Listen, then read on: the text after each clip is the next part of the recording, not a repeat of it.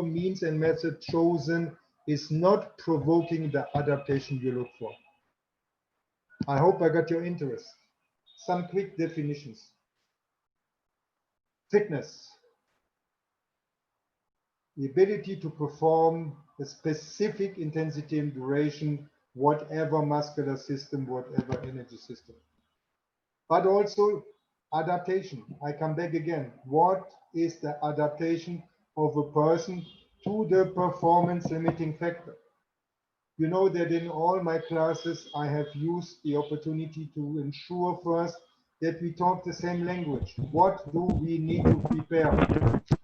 Footballers have up to nowadays in many countries the problem that they do not understand that aerobic capacity as the ability to recover in between the short sprints is a performance limiting factor.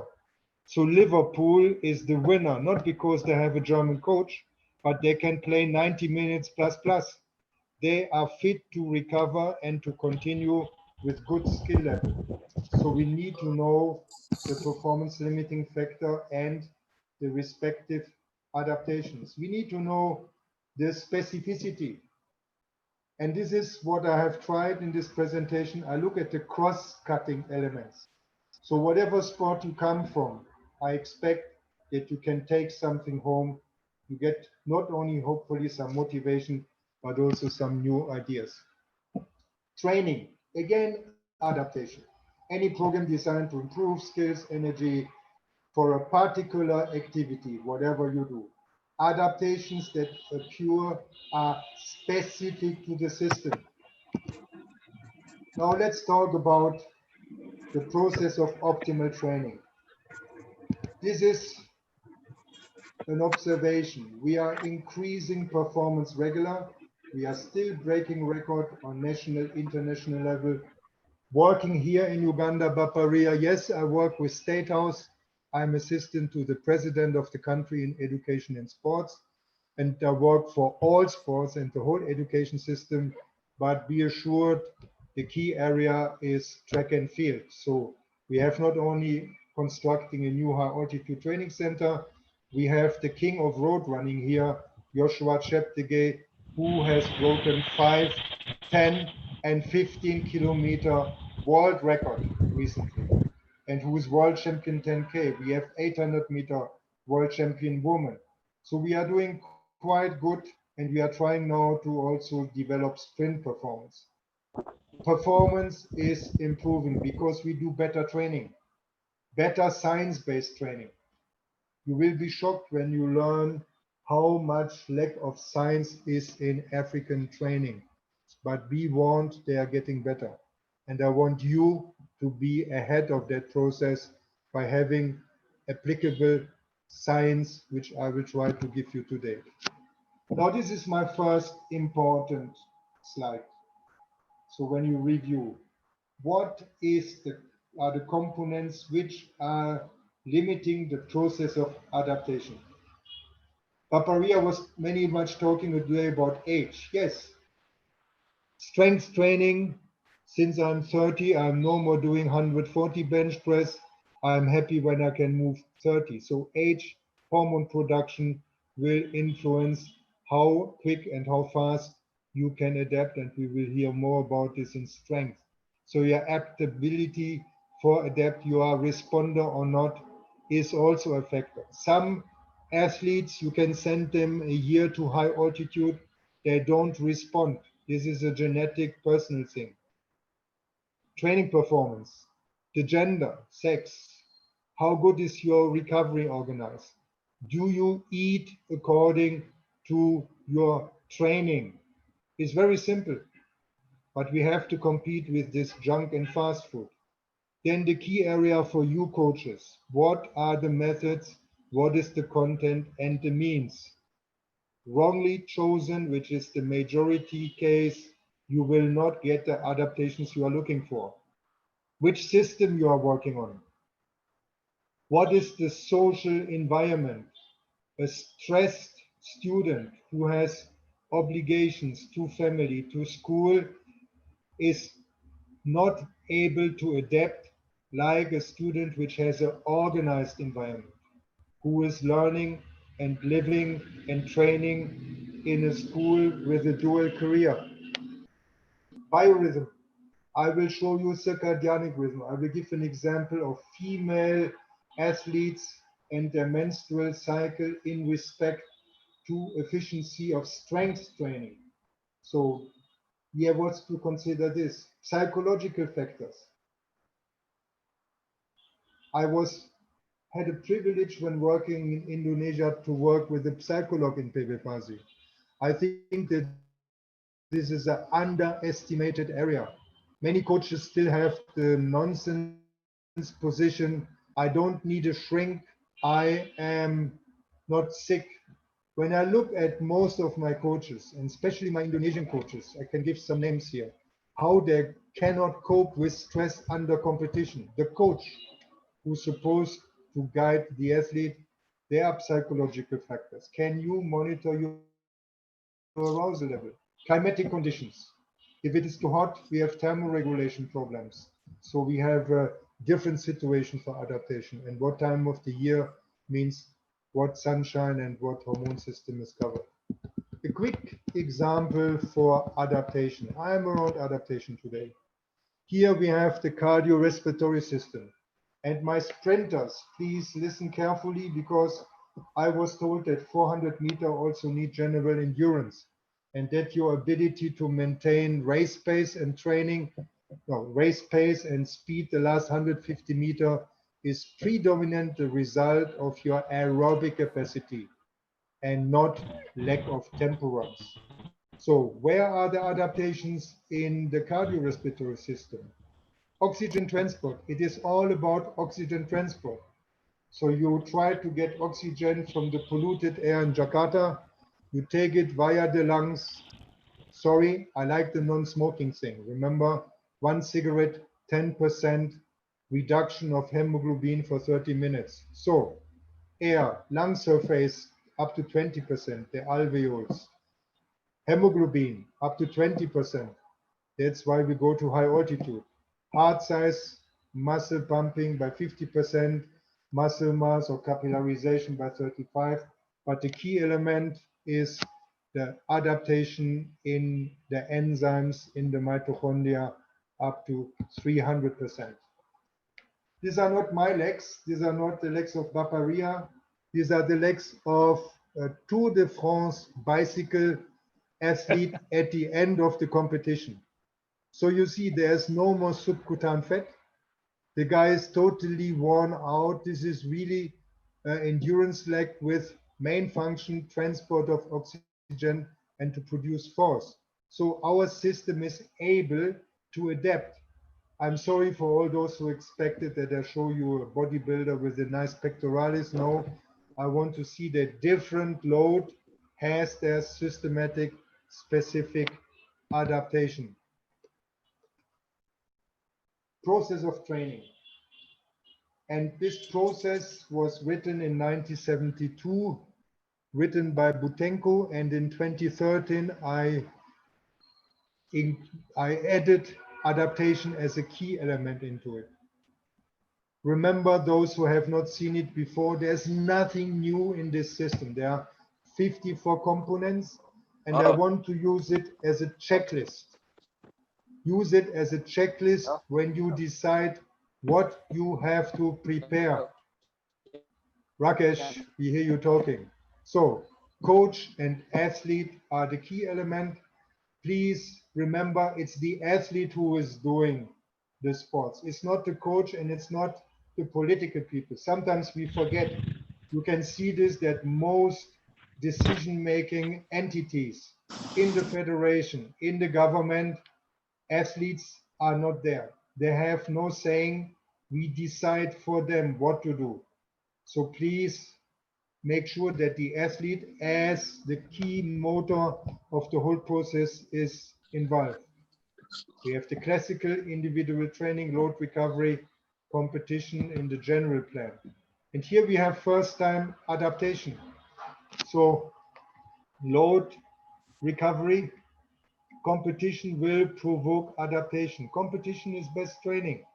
So your job is to do the prognosis of the sport performance. What will be the future type of the athlete? We have changed dramatically in throws.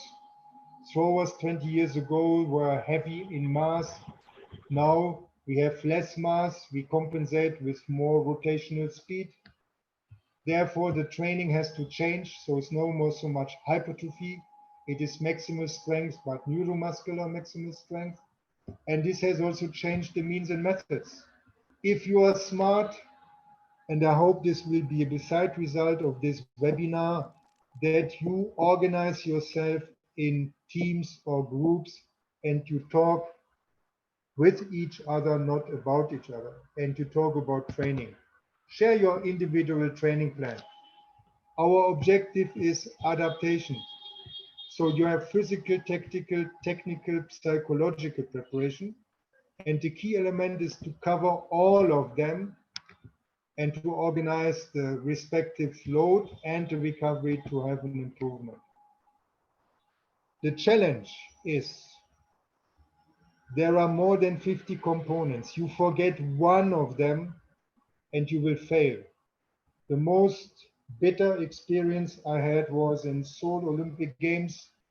I was working at that time in Germany with a big club Bayer Uerdingen. We had Jürgen Hingsen, the world record decathlon athlete who went there. And I was not the coach, I was only responsible for the 400 and 1500. So he was prepared, physically fantastic. He was outstanding in technique. He could pole vault. His tactics were not bad, but his head coach didn't prepare him psychologically. So when he came into the stadium, he was vomiting and he became infamous by doing 3 false start at the 100 meters. Imagine, world record holder comes to Olympic Games to make the gold medal and he's not surviving the first starting block because the coach did not prepare him psychologically. So please use this process of training model to think about what are all the adaptation and components you have to consider. Again, nothing new here. Flexibility, agility, different types of endurance, speed, strength, classical biomotor abilities, physical preparation. Technique. We have different types of sports.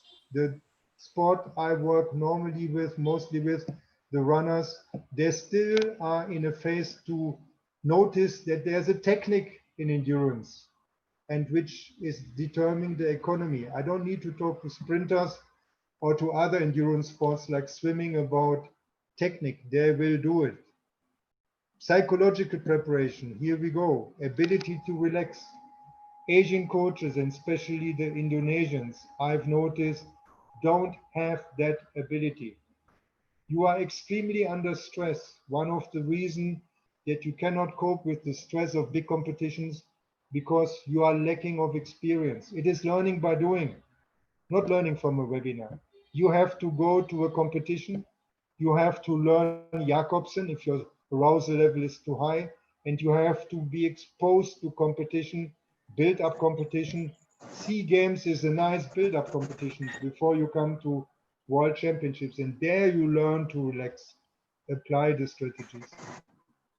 Focus, willpower, resolution, courage, and tactic. Recovery, regeneration. I will come back when I talk about microcycle planning and organization. Most of the coaches I had the privilege to work with are very organized in planning of the load, but not about the recovery. So remember, adaptation will only happen if you organize from the beginning, plan that if you increase your load, come on, your recovery has also to increase. It has to be balanced. Otherwise, forget about your adaptation. You will have overload and injury. Okay, passive recovery. I hope none of you is applying this. This means sleeping, but it's the best recovery. General conditioning, if you have a fit athlete, it will also increase the recovery, especially our game athletes. General conditioning can dramatically help you, and it can be used in a method that you even as a beside effect do some aerobic capacity. Medical biological means. This is a Russian system, so I don't not to have anybody the idea that I invite you for doping. There are medical biological means which are not on the list, which are not considered to be doping, but warning, don't give anything to your athletes, don't even give them vitamins. Anything what goes into the hand of the athletes, even if you are the head coach, goes via the doctor who is in charge, and he is in responsibility. It is very easy, and I have this experience, to turn around and say, the vitamins may have been doping. So be careful on that, watch your back. Competition. Planning is not only planning of training. Competition is best training.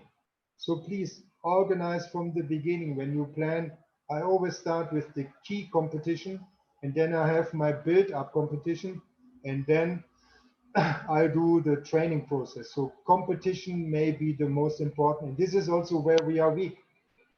Not only because COVID-19, we have no competitions, but you have a global situation where the Diamond League has just recently kicked out all the endurance events, the steeplechase, and even the triple jump. So we have, I think, on regional level, the need that we go there and may organize in your area, in Indonesia, in Asia, additional competition to build up, and then you come to Japan or Paris Olympics with a nice build-up situation. Sometimes people ask me, can the coach be replaced by a computer? The only computer-driven program I've seen was for strength training from the weightlifters. In overall, I'm happy that training is so individual and there are so many external factors that never a computer software will replace us. You can have the best planning in the world. You don't know what happened in the last night before the athlete comes, but you are a good coach. You observe the athlete so you can see in his behavior when warming up, something is wrong. We have two types, major types of reacting to stress. Suddenly, a calm athlete becomes a clown. Suddenly, a normal athlete becomes very quiet. So please observe, this is also coach's eye, not only technique. Coach's eye, the behavior and body language of your athlete to identify, is there something wrong? And if yes, please interact. Controlling. I'm German. I love control. I trust, but I control. So make sure that you are repeatedly controlling. Stage control is nothing else than testing every mesocycle. Ongoing control is what you are looking for and at during the program. You see that the technical level is going down, the technical model breaks down. Latest, then you have to act. You are watching the contact time on the ground in the plyometrics. You are measuring it, hopefully. Then you stop the program because there's fatigue, and neuromuscular training is pretty impossible. But also self-control of the athlete. In this area, we coaches, we don't trust. We don't listen to the athlete. Invite the athlete to share kinesthetic feeling of the athlete. He will feel in his hamstring, coach, there's something cooking. Then don't think he's just lazy and he doesn't want to do the next tempo run. Send him to the physio, and if you have a good physio with gold fingers, he will find that spot and avoid the injury. Here we have all components. Make a copy, put it in your wallet, remove the picture of your girlfriend so your wife will be happy and you will be happy because you have an available checklist for what you have to cover in the process. And here we have 2 times the adaptation. Number 2, let's talk about phases of training, and I will especially look into the transition phase.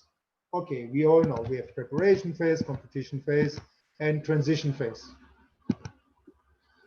Now, we have also principles of training, and I will cover them as a beside job. So we have reversibility, the supercompensation, and specificity. So let's look now in both reversibility and into transition period because they are related. I know my students like it. If you don't use it, you lose it. This applies to most function of your athletes. So the adaptation, return to the original level. You stop strength training, you have atrophy of your muscles. You stop endurance training, your oxygen transport capacity, your hemoglobin will go down. We know that. But what is the practical thing? Transition is supposed to be short and it should be active. So you are a football player, you don't play football, but you do other activities. Maybe you play tennis, you do some mountain hiking, you move your ass. You are not sitting at home and just have a good time and eat durian and look television. What is the critical situation? If you stop to do strength training, with no training, you have a dramatic reduction of your strength. The funny thing is, when you look here, there's a correlation. If you have a quick increase of your strength level, you will also lose it quicker. If you have a long-term build-up of your strength training, the reduction will also be longer. So this for all speed and strength-related events. You have to maintain the strength level, and I'm sure my colleague will talk about that. Second, and this is even worse, these are all the key adaptations for aerobic capacity. And remember, the 400-meter sprinter needs aerobic capacity. 43, 45 aerobic, anaerobic percentage. We have many games we need aerobic capacity, the ability to have good skills and good tactical thinking at the end of first and special of the last part of the game is based on aerobic capacity. Now you have here the classical adaptations. Pretty much in the first 3-4 months, a lot of adaptations happen. But the biggest adaptation we saw in the mitochondria needs up to 24 months from zero. We talk about 2 years. Okay, I agree that the sprinter and the volleyballer will not need the full capacity of the Krebs cycle. But the challenge is the moment you stop, even this built up enzymatic capacity after 24 months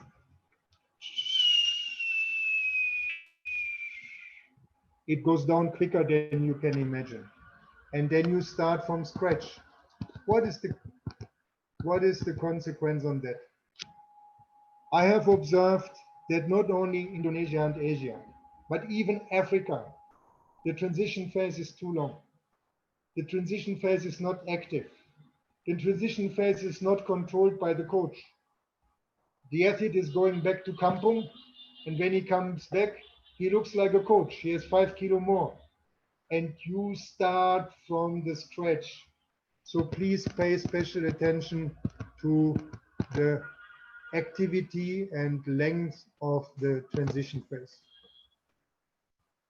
Mesocycle, vague topic. I hope today will be a little bit eye-opener for you. I told you we are all under the history of the Russian system, Matveyev, 1972, and we all have been wasting hours of time with this spaghetti planning here, these finally curves. They look funny, but I tell you frankly, I'm not impressed since long time. I'm not really keen on this mesocycle structure. Let me give you some suggestions. We know how long different systems need to adapt. And I'm very, very proud to present you this overview. It is old, 1993, but as Baparia say, old does not mean bad. Most coaches don't know or not consider this. So what is the message? You need 1 week to develop a basic model of technique, basic nervous program. Energy systems need 3 weeks. Membrane activities, enzymes, 35 days. And central nervous system, autonomic nervous system, endocrine system, immune system, 40 days. So this is the natural process of adaptation. This means here we have the length of our mesocycles. Mesocycle length should be functional and not like we have seen in some Russian models. Every mesocycle is 6 weeks or 8 weeks. The length has to be functional depending on which of the adaptations you work for. Strength training. This is based on Professor Schmidt-Bleicher, who is the Pope of strength training. You have the training method, you have the intended adaptations.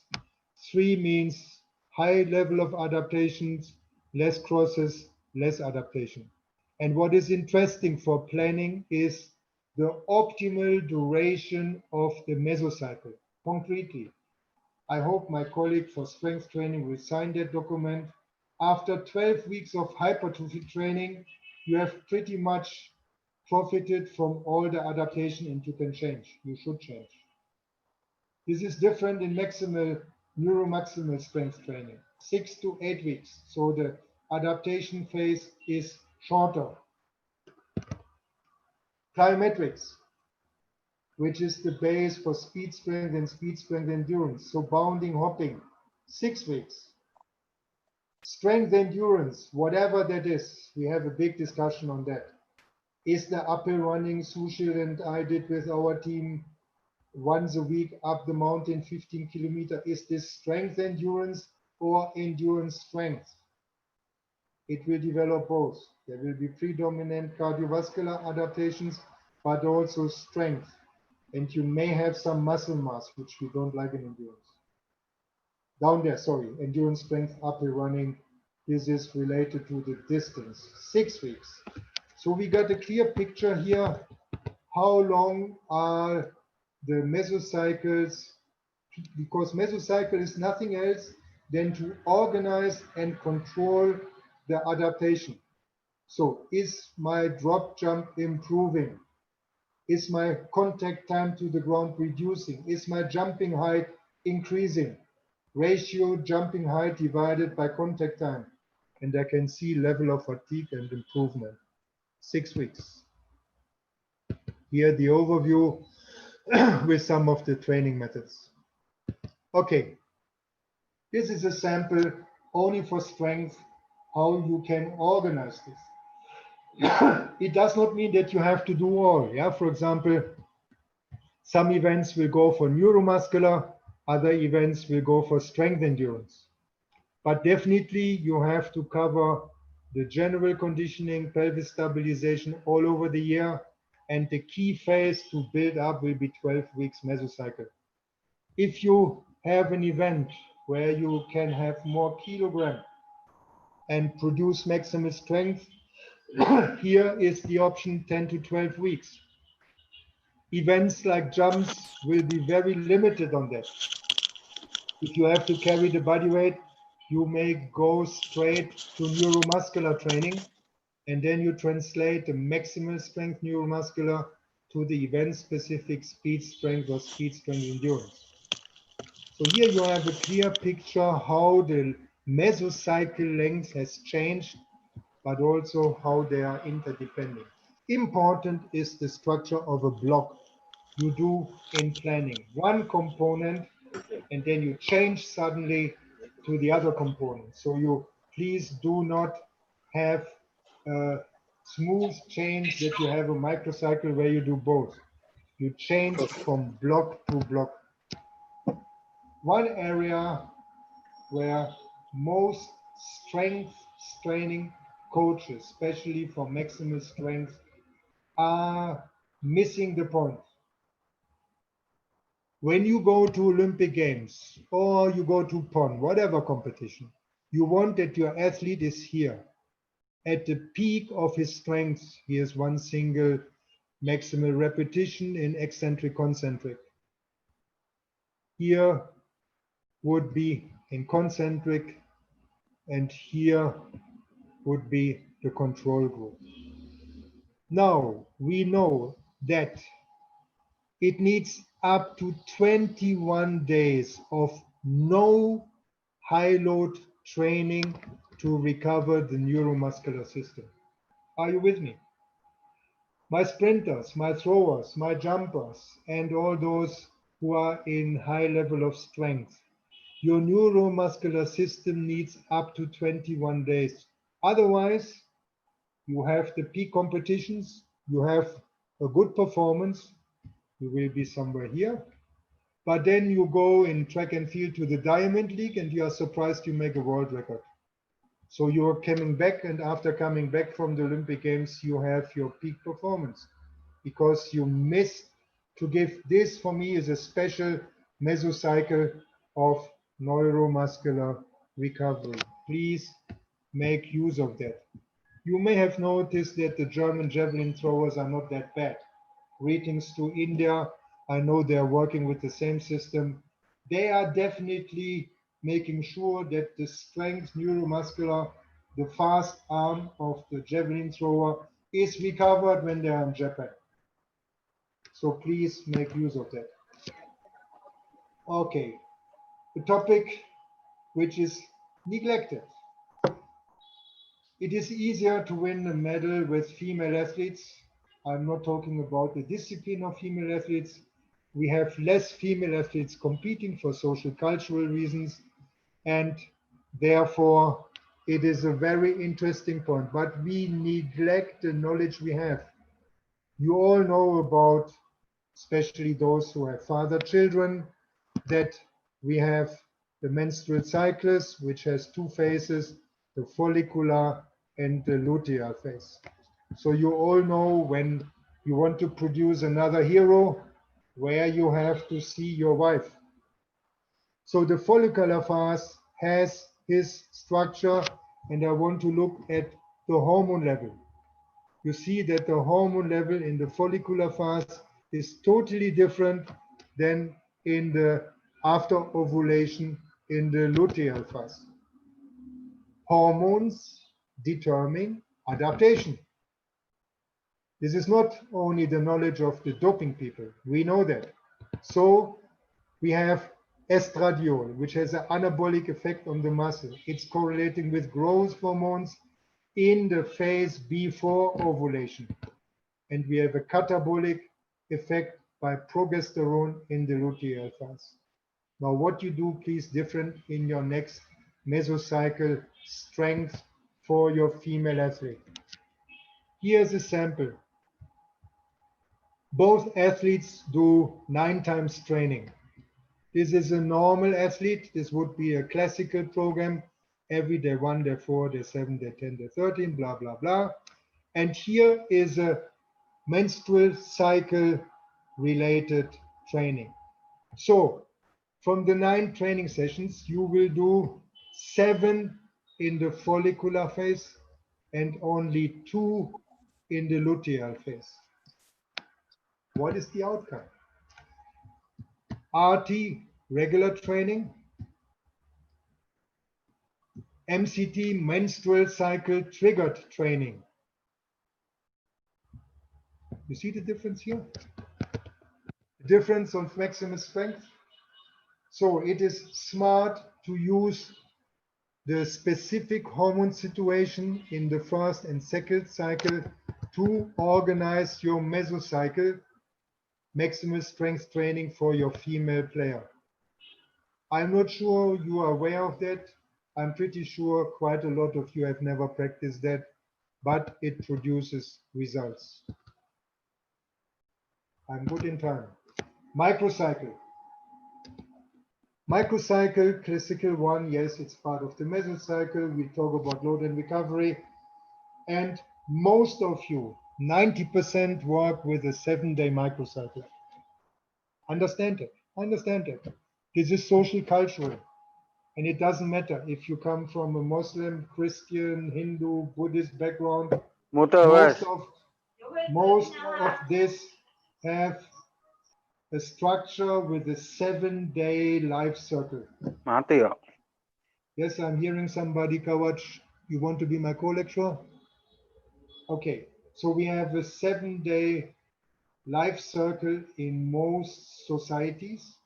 But be assured, the people who are behind the Quran and the Bible, they were not thinking about adaptation. So I want to convince you to reconsider the 7-day microcycle and replace it with 9, 6, or 3 days. So the supercompensation has to be more specific. This will be something to change. You all have been educated with this system. Remember that one? Long time ago. Supercompensation. It is the old Russian model 1972. I also suffered under it. So you have a load, and then there's recovery, and then there's a supercompensation. Don't forget, this is a test with one leg active. You measure the glycogen in the leg, you add food, and then the leg which has been working has more glycogen than the leg which has not been working. This is only an educational model. It is far away from what we need to consider. It is too simple. Let me give you some more details. All the consequences we have. Training, the time in between the training sessions should be optimal to increase. If it's too short, we have too high load. Then we have this some funny model. We provoke overload to have more supercompensation. I'm very, very critical on that. You may stay down there in overload. But in overall, my question is, since 1986, when I was exposed to that program extensively, what is the time? I'm coach. I want to know for my plan, when can I plan my next load to hit that soft spot to be there when we have supercompensation? The answer is very complex. 98, I found some first publication which tells me short term, medium term, long term. Short term, it doesn't help me. You know, I will not make the joke about Bangkok, but short term, medium term, long term, please. I need more data as a coach. So we get some time. 1 hour lactate, 6 hour deficit of water, energy 36, proteins 48, enzymes 192. This helps me more so I can see what happens there. Now the next 3 slides you have to reread. They give you a systematic overview about different system and the time needed for repair, for recovery. Creatine 4 to 6, heart rate, blood pressure 20 minutes, low blood glucose 20 to 30 minutes after carbohydrate uptake. Homeostasis, the pH level. Speedy, this is for you, yeah? After tempo run and you are vomiting, then you need at least 30 minutes to bring your lactate back below 3. Inhibition in the working muscle after strength training. Change of the catabolic system for resynthase to anabolic system, 90 minutes for regeneration. Neuromuscular repair, recovery, 2 hours to 6 hours. Hematocrit reduction, normalizing, 6 hours to 1 day. Glycogen in the liver, 1 day. But we need the glycogen actually in the muscles. And this needs 2 to 7 days. So to make it very simple, your spaghetti diet 1 day before your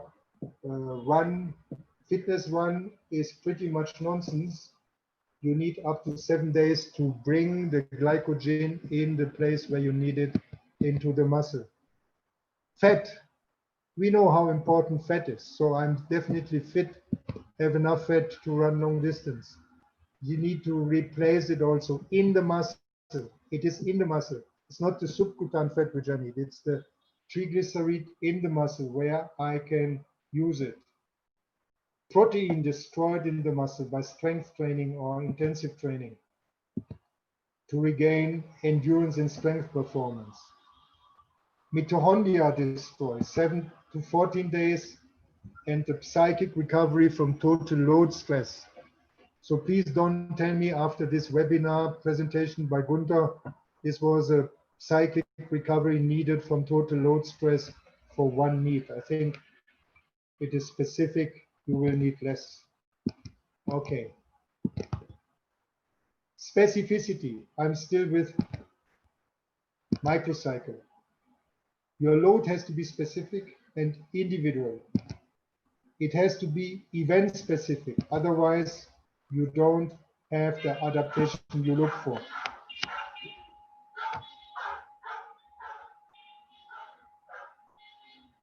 The knowledge of the internal load is important. So when you plan a program, you have to make sure that you control the reaction of the athlete, because each athlete is unique.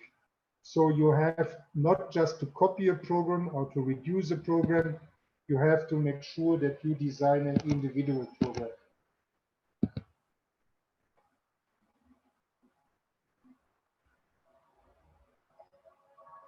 Paparia, 15 minutes, huh? Training session. The 4 classical steps. Identify the goal and objectives. Find a specific one, which biomotor ability skill you develop. Apply the principles like motor density for technique training, and design the program. This would be a training session. I want to talk about warm-up, brief. Most of the coaches I have observed don't do the brief. Brief is not to tell you 5 times 12 repetitions. That's much weight you can do. You have to explain what and why. We have different level of adaptation. The moment my athletes know why I am moving 5 times 12 highest load possible. I want to increase my maximal strength. I want to increase my muscle volume. So please breathe. Shared goal objectives, shared knowledge will help adaptation. And then make sure skill unit is before fitness. We still have, especially in football, I've seen this experience. They do a high load, and at the end, they do some, for motivation reason, some finishing with sprints and full maximal load, and then they are surprised they get hamstring injuries. So make sure that you don't overload a neuronal system, which can provoke pretty much injuries. But this is common knowledge. Here we have this point, neuronal before energy production. Okay, here's another key slide. On the top, you have the classical program you are doing. We can agree that between 2 high loading days, we have this day 1, day 4 situation. Now you work in 7 days. You are in trouble, my friend. Because if you do day 7, you cannot go back to 1 day and expect the athlete to be fresh. So I've done this also for some years. We are somewhere struggling here. Actually, we are losing valuable training. So the suggestion is be better organized. Have the training load, day 1, day 4, day 7, recovery, regeneration even, and start fresh on day 1. This would be a 9-day microcycle. Or if you have a shorter one, day 1, day 4, 2 days recovery generation and start refreshed. What is the difference? Just for calculation, if you have a 54-day mesocycle for calculation, then you would have around 16 loads with 7 days, and a 9-day and 6 days will give you 18 loads. But the main difference is here. I have in the general part 6 complete days recovery if I want. And here in the 6-day microcycle, I have up to 9 days, which is, remember please, increase in recovery. So don't be surprised. If I increase the load, then I should increase the recovery. So the suggestion is, if I increase the load from general to specific pre-competition, by changing the length, by reducing the length of the microcycle, I increase the recovery by 50%. You have better adaptation, less risk of overload, and better recovery. I know this is a high demand because now this is your weekend with the family at the beach. You have every Monday, Tuesday, Wednesday, Thursday, the strength room. Monday, you know, you will do the speed part. This will change your whole system. You may have a Sunday here where you do 2 times training. Your day off may be a Tuesday. So it's a rotational system. You have to be better organized. You need the key of the strength room to use it on the weekend. And your wife or your girlfriend has to understand that you are not working in a bank and you have a weekend free, that the day off where you can take care of the family may be in the middle of the week, which also has some advantages. Okay, this is the classical steps to do the microcycle construction.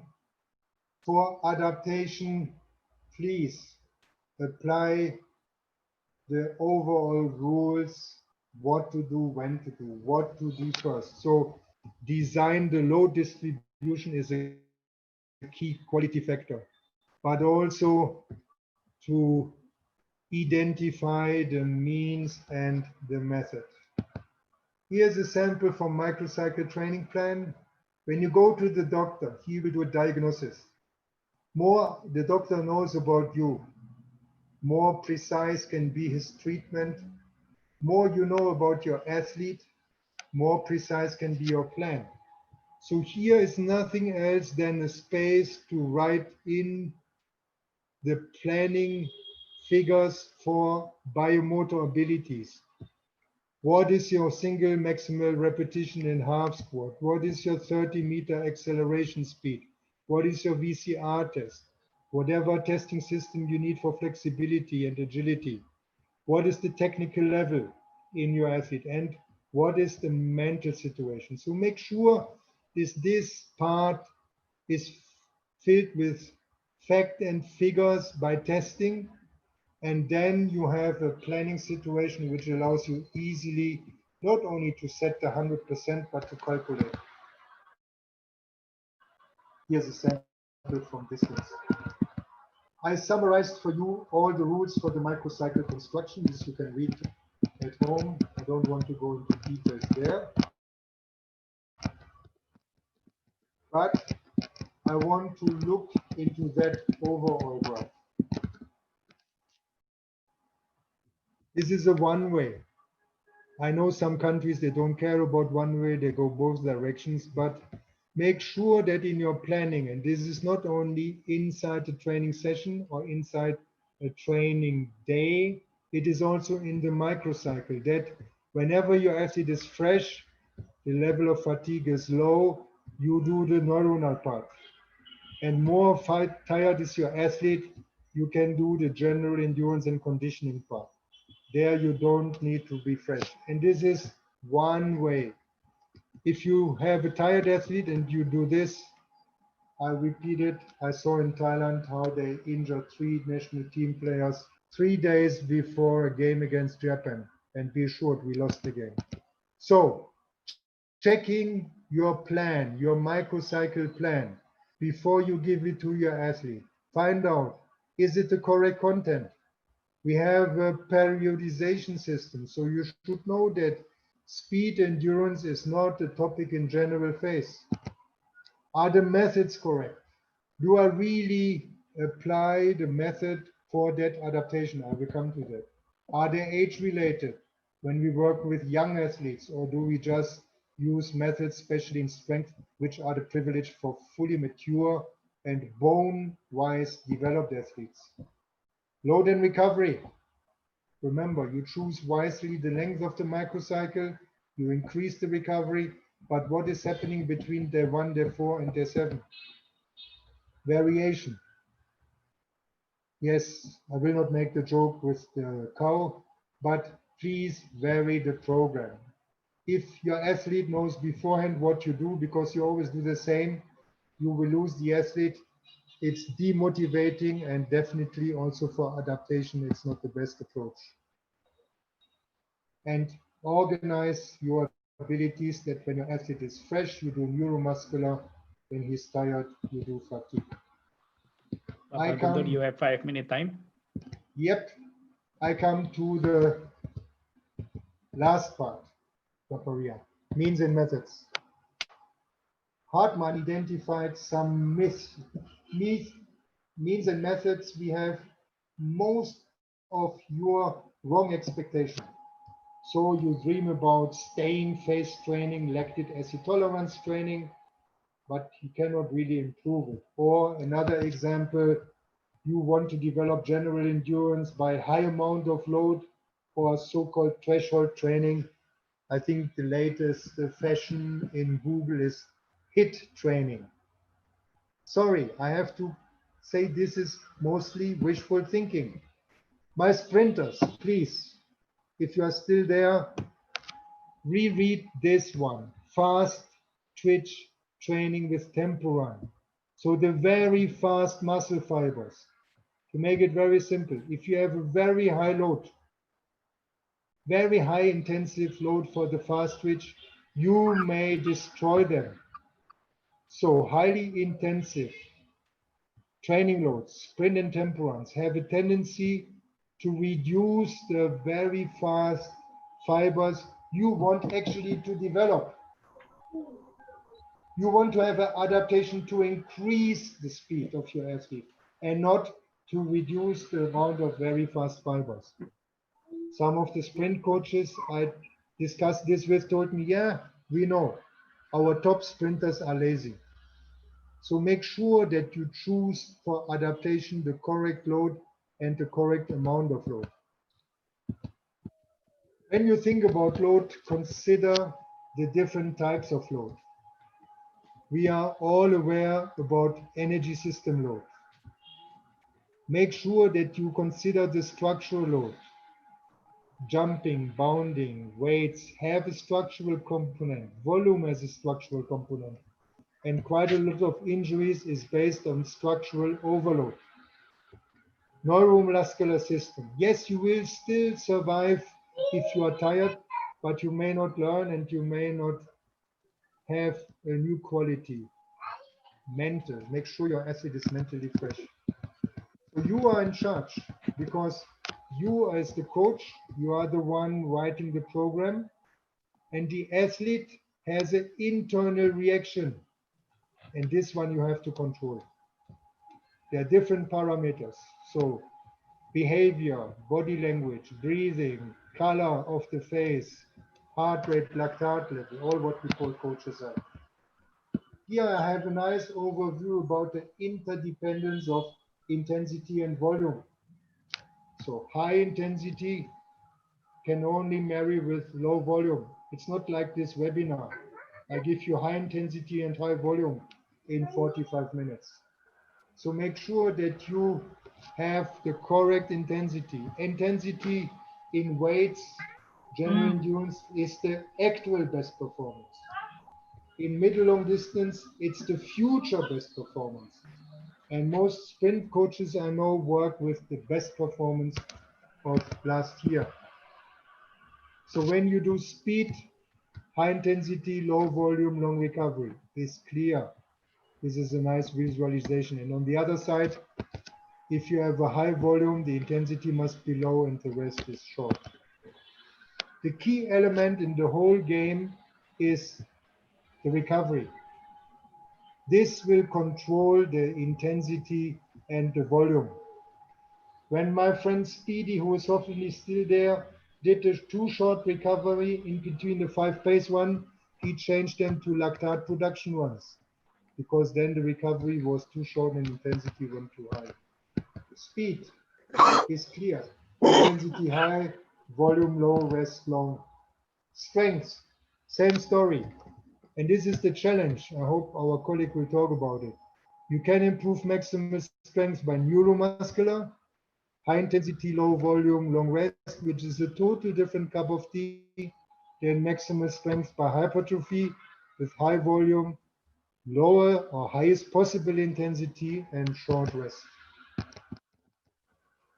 Endurance is clear, general endurance and coordination, same story. The next slides are unique. They are recently produced and is one of the few publications where you have the whole package. And this can be applied to different sports. So you have a circuit program You have a sample and you have the expected adaptation. So doing this type of program, you will improve general conditioning, strength, and general endurance. Oregon circuit stabilization, flexibility, interval training, intensive, extensive. So this can be used in all sports if you work on your speed, acceleration, maximal speed, or sprinters need delta lactate or event-specific endurance. So this is a unique, there's no other. Please if show me link between adaptation, method, and a concrete example on that. This is for running. I have also the one here for sprints and hurdles. This is done by our technical performance director in India, Volker. So all those speed related coaches, please have a look here and you have a clear information which adaptation you are going. Avoid over and underload, check the level of fatigue, and look at the quality. Yeah, look at the quality because skill speed will be determined by neuromuscular fatigue. I'm close to the end. I'm at 91. Monitor adaptation. Training documents monitor the adaptation because you have your method, your amount, and intensity. And when your athlete doesn't perform, you can check what went wrong. You can measure some physiological parameter, heart rate. Look at the mood. I'm in good mood because I'm almost at the end of my presentation and still almost in time. So make a mood test. Don't neglect that. You can see the mood, but you can also test it. For elite athletes, go for capillary blood urea hematocrit can also indicate overload and lack of adaptation. And do the mesocycle testing, performance testing, and last but not least, for elite athletes, check the hormone system.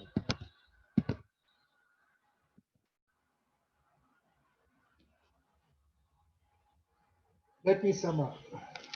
There was some pretty precise science, applied science in this.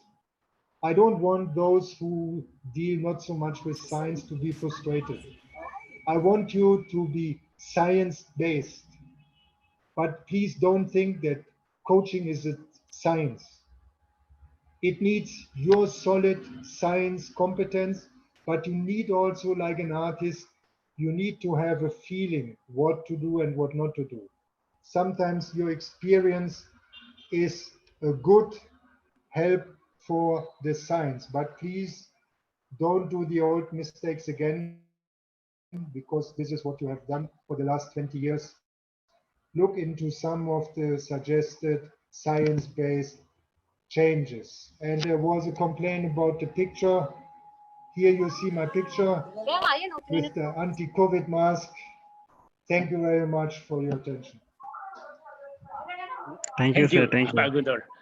Thank you very much. So many great points on the presentation. Yeah, of course, we enjoy the presentation, even it's long, but yeah, as usual, Mr. Gunter is long. It's long. So that is very important presentation. And thank you very much to Mr. Gunter Lange.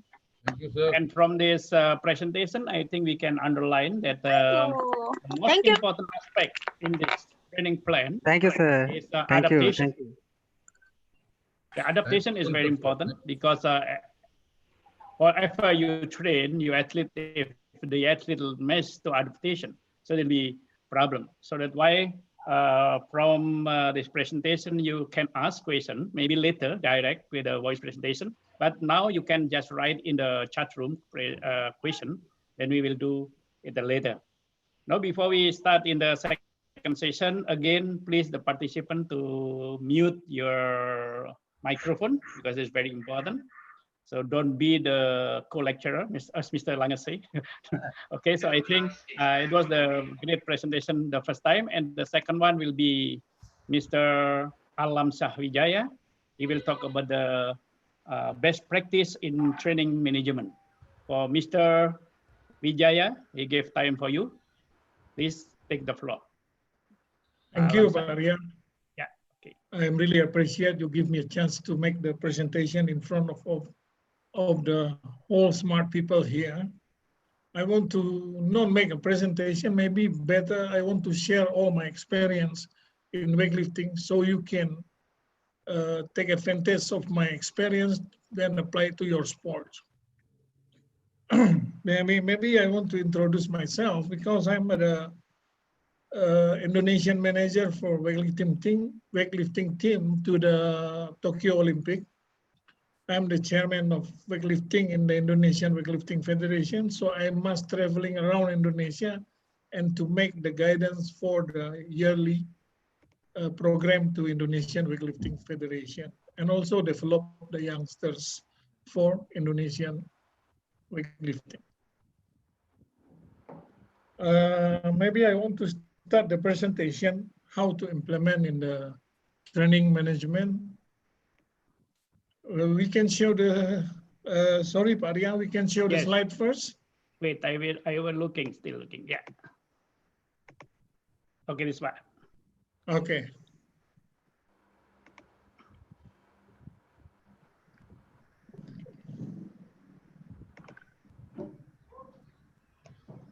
Okay, here the presentation, we start with the achievement. Why we start with achievement? Because here the result we have, because we have the program to make the good achievement in weightlifting now. We have a medal Olympic since 2000, 2004, 2008, and 2012 and 2016. Now we must have a target, 1 gold medal in Tokyo Olympic. But lucky for us, this is postponing for the Tokyo Olympic. It means we must prepare until the COVID-19 pandemic situation. In youth, we have the two boys and 1 girl have a world record holder in 49 girls and 61 and 73. In junior, we have 1 man have a gold medal in ASEAN level and hold the ASEAN record in the weightlifting. This achievement we can achieve because we have a clear pathway. A clear pathway, we can give you an example. This is athlete pathway from England, I think. There's parameters of environment, athlete development states, and support program. This is the sample of athlete pathway. Next. And also for the next is a judo athlete pathway from Australia. But in Indonesia, we must make a clear pathway for weightlifting athlete in our terms, in our Indonesian model. So you must make a clear pathway because you must apply the clear pathway and you have to develop your athlete according to the clear pathway of your athlete. Next. This is our clear pathway in Indonesia. Maybe long-term athlete development, we must have the classification level and then the age. Next. Here the complete one. They have a classification is the club PPLP. PPLP is the training school in Indonesia. SKO or club junior platnas and high senior platnas is the level of competition they have. They have its PPLP championship. Satria Remaja is our national youth and senior. This is the international level until World Championship. Then they have the chronological age between men and women, and also the training age. Yeah? So it means the clear pathway for Indonesian weightlifting athlete. I think we can share this because we made the clear pathway for our athlete through the visiting of all Indonesia, discussion with some expert, make the mapping of Indonesian weightlifting athlete, and then finally we make the clear pathway for Indonesian athletic weightlifting athlete. Sorry. Next. The first stage for the pathway is talent ID. Talent ID have some basic statement here. The improvement possible from training are limited. Not everyone can be a champion athlete, even they trained very hard. So the improvement from the training is very limited. That must it become the very important point. The most important factor to supporting success to natural talent is natural talent. We must find the talent athlete. This one is the most difficult one to do because you cannot find the natural talent in between 1,000, among 1,000 athletes. Maybe you can find one or two. This is a really hard process to do. The biggest problem in Indonesia, Indonesian sport, we don't have a talent identification system. And the government will spend a lot of money, too much time, too much expert to an athlete with no talent and no possibility to success. So they spend money, too much money to spend, too much expert to spend in the high level, in the high performance athlete. Next. Sports scientists need to work closely with the coaches to develop a series of sport-specific tests, parameters, biological markers to identify potentially talented and young children. This one, I give you the clear picture of one of China lifters. This is the World Championship Namdeng Wing. This is, we call it the real talent. Why? Because physically the hand is too short. You can see the hand beside in his hips, not in his thigh. So if the hand is too short, then it's really really suitable for the weightlifters athlete. We should not be accepting everyone that walks off the street to the training center. This one is really happened in Indonesia. The coaches are waiting in the training center, and the kids are coming and then said, okay, I will training for you, try to train this one, try to train this one. It's not based of the talent ID process. Next. Yeah, here, facts in our weightlifting. The main problem with our current sport system is that no talent identification process. In the initial selection of athletes, the first join these training centers.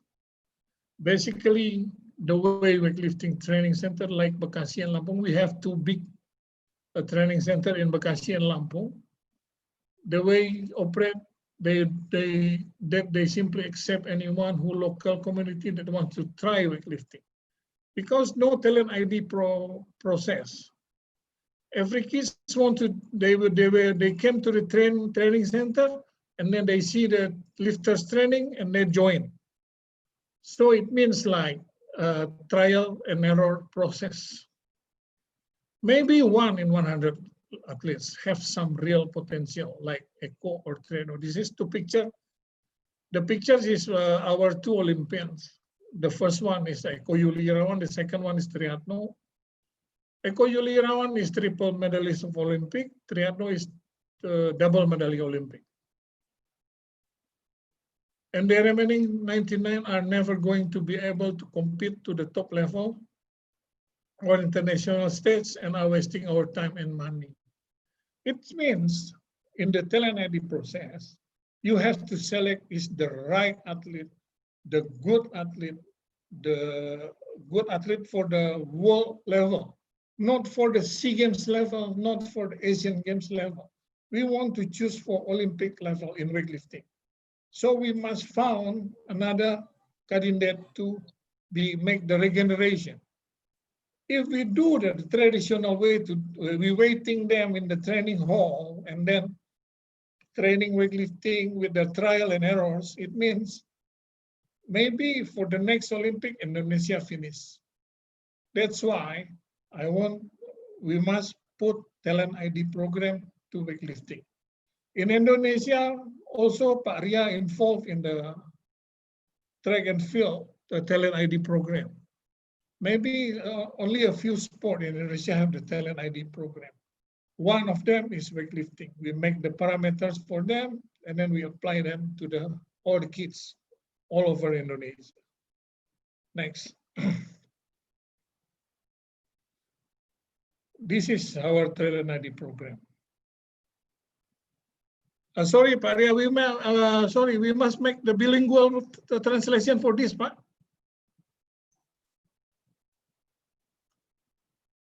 Okay, talent ID program, maybe working together with Indonesia.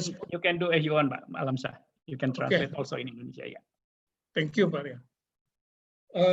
Okay, the talent ID program that we make from for weightlifting. We're working together with the Indonesian Sport Ministry. Then we agree to develop weightlifting and apply the concept of long-term athlete development in our sport. And we start with the talent ID program. We gather the school kids, aged between 10 to 12 for boys and 9 to 12 for girls, around 250 kids. Make technical guidance and briefing to 20 of the technical official for testing the kids with anthropometry and physical measurement. Select the best 20 for result in anthropometry and physical measurement. Sorry, I will translate to bahasa now. Pak, mungkin untuk ini talent ID program yang kita bikin kerjasama dengan Kementerian Pemuda dan Olahraga. Kita setuju untuk bikin program yang mengembangkan angkat besi dengan menerapkan konsep long-term athlete development yang kita mulai dengan program talent ID. Kita kumpulin anak-anak sekolah umur 10 sampai 13 untuk laki-laki, 9 sampai 12 untuk perempuan, sebanyak 250 anak, dan kita bikin teknikalnya, briefingnya, kita bikin bimbingan teknisnya untuk official yang akan bertugas pada saat talent ID dilaksanakan dengan mengukur antropometri dan ukuran kekuatan fisik. Kita seleksi dapat 20 terbaik dari 250 anak. Dengan itu akan kita recommended untuk masuk di klub. Mungkin di atletik juga di Indonesia sudah ada di Kemenpora dan itu bekerja sama dengan Pak Ria dan teman-teman. Next. Here our talent ID program, anthropometry. The parameter of anthropometry, you can see, number one is height, weight, sitting height, length of leg, arm span, length of arm, width of palm. Ini adalah parameter anthropometry yang kita lakukan untuk mengukur tinggi badan, berat badan, tinggi duduk, panjang kaki, panjang tungkai, rentang tangan, panjang telapak tangan, dan lebar telapak tangan. Kenapa kita butuh panjang telapak tangan, lebar telapak tangan? Karena kita megang barbel, kita hold barbel. Jadi kalau kita punya tangan nggak bisa hold barbelnya, sementara yang diangkat berat mungkin nggak bisa. Kenapa harus ada length dan width dari telapak tangan? Untuk contohnya mungkin bisa dilihat di gambar-gambar di sampingnya. Ini kita punya talent ID program, parameter antropometrinya. Lanjut. This is physical measurement. You must see the sit and reach. It means the flexibility, shoulder flexibility, also the flexibility, chest ability, 20-meter sprint. You can see for the speed, vertical jump. This is for leg power, medical ball through, test hold grip. This is a hold grip, and one leg squat and plank. This is the parameter we apply for the kids with all their own body weight. There's no weight involved here, only the body weight, because you apply to the kids.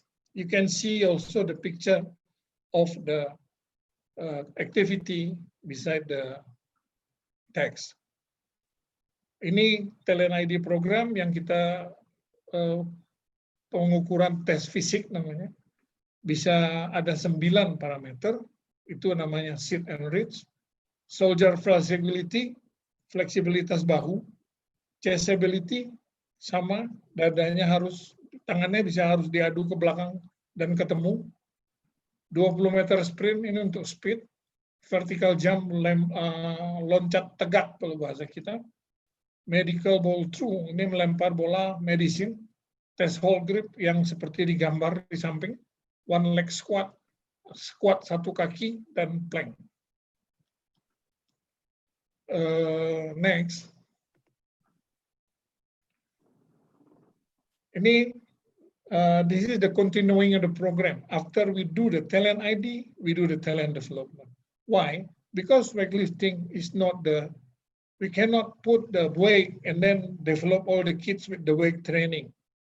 It can make them injured. It can make them not grow well. So we must apply the talent development first before we put them in the club and doing the training, the weight training, the training with weight, 20 kids, we give the instructional CD, their physical education, to their physical education teacher. The CD is contained to develop the kids' strength in the training method using their own body weight for the 12 weeks period. We have the CD, then we distribute to all the teachers so they can teach all the kids in 12 weeks program to develop the strength of the kids. All the program not with the weight, they're using only the body weight.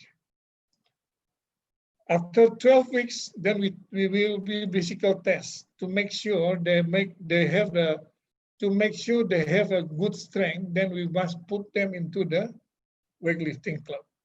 So it means we have one step after the talent ID. We call it talent development. They will develop their strength before they training with the weightlifting training. So I got the simple picture here. From talent development, they go to the club. The club, they go to PPLP, PPLPD. It means all the province training center, and they go to SKO Ragunan, is the sports school in Indonesia. And then after that, we go to the national level. Ini fase talent development. Jadi diangkat besi, sesudah talent ID, kita nggak bisa langsung nempatin mereka di klub. Karena terlalu berbahaya, bisa mempengaruhi pertumbuhan mereka, bisa mengakibatkan cedera. Jadi kita mesti ada fase namanya talent development. 20 anak terbaik yang kita ambil dari talent ID. Kita kasih CD instruksional. Itu kita dapetin dari Dr. Greg Wilson dari ASCA, Australian Strength Conditioning Association. Dia bikin untuk kita dan develop strength development untuk anak-anak berusia 8-14 tahun. Untuk laki maupun perempuan. Dan semuanya metodenya nggak pakai yang namanya beban. Dia nggak pakai yang namanya barbel, dia nggak pakai yang namanya dumbbell. Dia pakai berat badan atlet sendiri dan program tersebut berdurasi 12 minggu. Setelah 12 minggu, kita tes mereka dan kita nyatakan mereka layak secara fisik, baru kita tempatkan mereka di klub untuk berlatih angkat besi secara teknis. Oke. Next. Okay. This is our strategy to make the clear pathway we have the clear pathway to develop weightlifting in Indonesia. We visit the PPLP. PPLP means in the province training center. They have in the maybe around 7 provinces in Indonesia.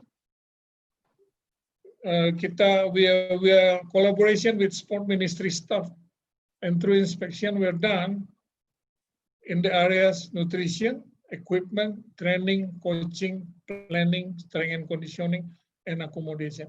Every time we visit them, we deal with this, all these things. So nutrition, equipment, training, coach, strength conditioning, planning. So we found all the weakness when we visit, then we note, we give to the sport ministry, then we make another step to make the changing in here. After that, we create the coach education program because this is the first one. This is the main factor for Indonesia because in weightlifting in Indonesia, because all the coaches former athlete. They're not educational coach. They were experienced coach. So we must educate them with the education program we made. And also we make collaboration with the sport ministry to increase and updating knowledge of our coaches. Then since 2016, we make a national championship for youth. We name Satria Remaja twice a year. Invited all clubs, PPLP, SKO from all Indonesia to participation. We give them a place to compete. We give them motivation to compete from all over Indonesia. They training hard, they need to compete. So we make the national championship for youth at the age level. Then the last one is monitoring and evaluation the result. We monitoring the result of the competition, of the championship. Technical problem we have, establish a fact of finding the PPLP and how it affects the Satria Remaja and is beyond. We must find the problem we have through the championship. So we must evaluate the championship, and then we must identify what problem we have, then must make the solution with the sport ministry. This is our strategy. Oke, ini strategi yang kita terapkan bekerja sama dengan Kementerian Pemuda dan Olahraga untuk dapat yang namanya clear pathway atlet angkat besi di Indonesia. Kita visit semua PPLP, PPLPD, SKO yang ada cabur angkat besinya. Kita lihat mereka punya makanan, nutrisinya, peralatan pelatihannya, metode trainingnya, cara pelatihnya ngelatih, sampai kita kasih bawa satu strength conditioning expert untuk diperkenalkan dengan mereka dan akomodasi yang mereka dapat asramanya. Dari semua hasil visit ini, kita bikin satu proposal ke kementerian untuk merapikan kelemahan-kelemahan yang kita lihat di mereka. Seperti biasa di Indonesia, kelemahan yang paling utama, uang. Karena uangnya nggak ada, makannya berantakan, asramanya berantakan, peralatannya nggak bisa dipertanggungjawabkan. Jadi ini kita coba rapikan lewat pengurus besar PB Papsi. Terus yang kedua, dari yang kita visit, kita create, karena ada satu zona di mana di angkat besi Indonesia, kebanyakan pelatih itu mantan atlet, bukan dari akademisi, bukan dari fakultas ilmu olahraga. Jadi bukan apa istilahnya, pelatih dari akademisi. Jadi kita bikin satu program untuk meningkatkan edukasi terhadap para pelatih. 2016 kita bikin championship yang namanya Satria Remaja. Itu untuk pertandingan ke anak-anak, untuk anak-anak di bawah 13 tahun dan di bawah 17 tahun. Semua PPLP bisa ikut, semua SKO, PPLPD dan segala macam bisa diikutin. Nah, yang terakhir kita monef hasil kejuaraan tersebut untuk diidentifikasi masalah apa yang terjadi di kejuaraan tersebut, dan kita bikin yang namanya coaching klinik di kejuaraan tersebut. Next. Okay, this is our grand strategy. This is our strategy because we need the strategic planning, whereby we look to a holistic view of a needs of analysis and address a proper assessment and monitoring plan. Second one, the equipment situation need to be looked invest wisely with reputable brand to ensure legacy and enable to weightlifter train adequately. In weightlifting in Indonesia, they have a lot of equipment, then a lot of cheap equipment. So we must choosing the best equipment, then we can use it with the safety weightlifting. Relook at the periodization plan and address to types and quality of training, more suited for development the weightlifters toward better long-term planning for sustainable and performance growth. We must look all the planning from all the coaches that we visit in the all PPLP in Indonesia. Then we must discuss with them. We must make the educational program with them to make the better planning in the future. Discussion with the stakeholder about the meals time to allow the athlete time to train and recover. This is the problem in all training centers in Indonesia because the not enough budget to spend on that. So we must discussion with them. We must give them the way to make another support program, like make a cooperation with one brand to support them in the program. Next, this is conclusion. This is the key factor of ours in Indonesia. We call it SMART criteria. SMART criteria means specific. You must have the specific goals, specific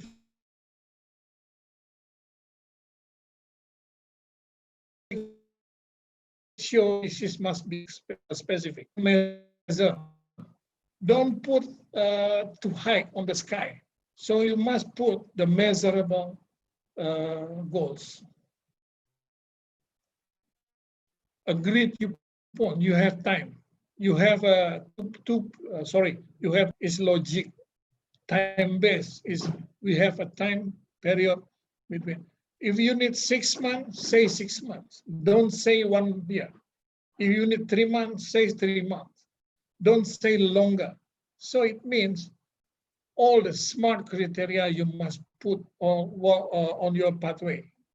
Next.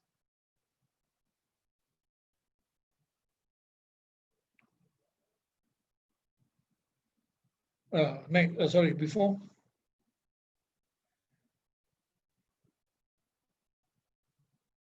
Okay, this is our conclusion. Coach education is the key. We see the resource. Address the training structure, key monitoring criteria, and regular evaluation to ensure success.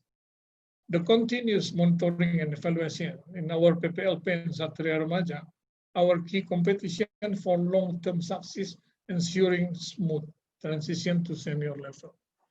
Adequate funding to development program matching the training and competition for success. Proper restructuring equipment, and it's really challenge in some clubs. Ini kita punya kesimpulan dari semua ini bahwa ada edukasi dari pelatih itu merupakan faktor yang kunci suksesnya. Demikian juga dengan addressing training structure-nya. Kontinuitas dari monitoring dan evaluasi di PPLP dan Satria Remaja itu kita akan gunakan untuk ke depan dalam jangka panjang, dan kita harus lihat mencoba membuat transisi yang lebih mulus ke atas ke senior levelnya. Kita coba carikan program latihan yang cocok dan cocok untuk berkompetisi yang baik. Kita kasih semua peralatan yang layak untuk di setiap klub. Ini benar-benar situasi yang nggak bisa kita bilang mudah, karena sebagian besar klub yang kita visit dan PPLP yang kita visit di Indonesia, barbelnya itu tahun 80-an. Jadi kita juga mesti lihat ini. Next.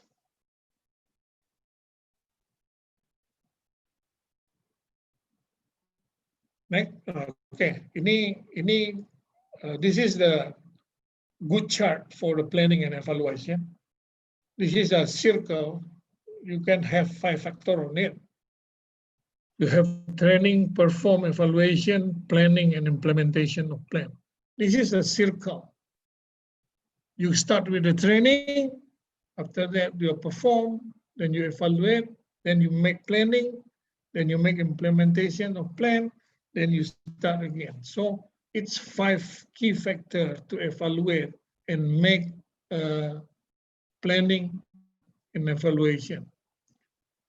Ini faktor-faktor yang 5 faktor penting dalam perencanaan dan evaluasi. Ini berbentuk lingkaran yang ada putusnya.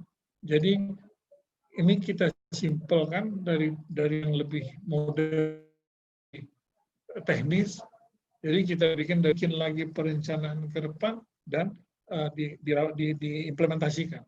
Kalau di level elit kita, setiap atlet punya circle masing-masing, punya jenis program masing-masing, punya peak-nya masing-masing. Jadi ini sudah individual sifatnya. Jadi planning and evaluation ini perlu untuk kita sebagai coach. Inilah kunci kita 5 key factor ini, dan jangan kapok di situ karena setiap perform kita jelek, orang yang nilai. Kita nggak boleh takut anak buahnya nanti performnya jelek, kita nggak bisa. Harus berani seperti itu, berani dievaluasi, berani terima salah, dan mau dikoreksi secara positif. Itu yang kita lihat di coach kita, jadi titik lemahnya. Mereka nggak mau dikoreksi, mereka malu ada yang salah, mereka malu, enggak, kita mau open, kita mau sharing sama-sama, supaya ini circle ini bisa jalan dan bisa diimplementasikan di angkat besi Indonesia. Next. Oh, thank you. This is for my last slide. Thank you for your attention. Thank you very much. It's your time, Pak Ria. Thank you very much for Pak Alamsah. I think it's a great presentation. It's about the management, how to manage the weightlifting development in Indonesia. And I think you got very good performance in weightlifting for Indonesia, especially for the world level. In the Olympic Games, always give a medal to Indonesia. So now the time to ask a question to everybody. Before we start with the direct question, I would like to read 2 questions to Mr. Gunter Lange. The first is from Coach Shahid. This is, he asked about when you begadang. I think Mr. Gunter know begadang. What is begadang? Begadang is always wake up in the evening or in the night, midnight, and drink something cold. It's what happened with the athlete condition. Yeah, this is the first question from Coach Shahid, and also how mental athlete can impact to the physical conditioning. And the second one is from Mr. Leo, Coach Leo. Is from Papua. Is according to the situation now, or maybe in the normal situation in Indonesia, the competition schedule is always changed. So how to adapt the situation with the planning? Pak Guntur, you still here? And you can answer to the 2 questions. And you missed one question. There was a question how to identify the length of the bounding. That in one of my slides I managed. Yep. So let me start with you can direct also to answer that. Yeah. Yes. Let me start with the 80-meter bounding. So number 1, you have to decide, is it an event where bounding will provoke adaptation needed for that performance? There are events where you don't need bounding, where you don't need speed strength or speed strength endurance. But be aware, the amount of sports where we use bounding is dramatically increasing because we have learned how efficient bounding for the development of speed strength and maximal strength is. Now, the distance, I assume it is a senior athlete, it is a fit athlete, and he has a good technique.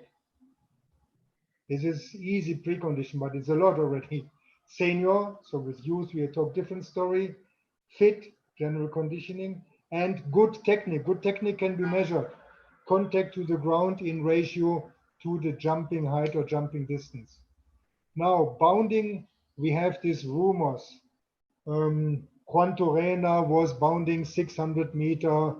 I've seen Kraftovlinova doing uphill bounding in Italy, 200 meters.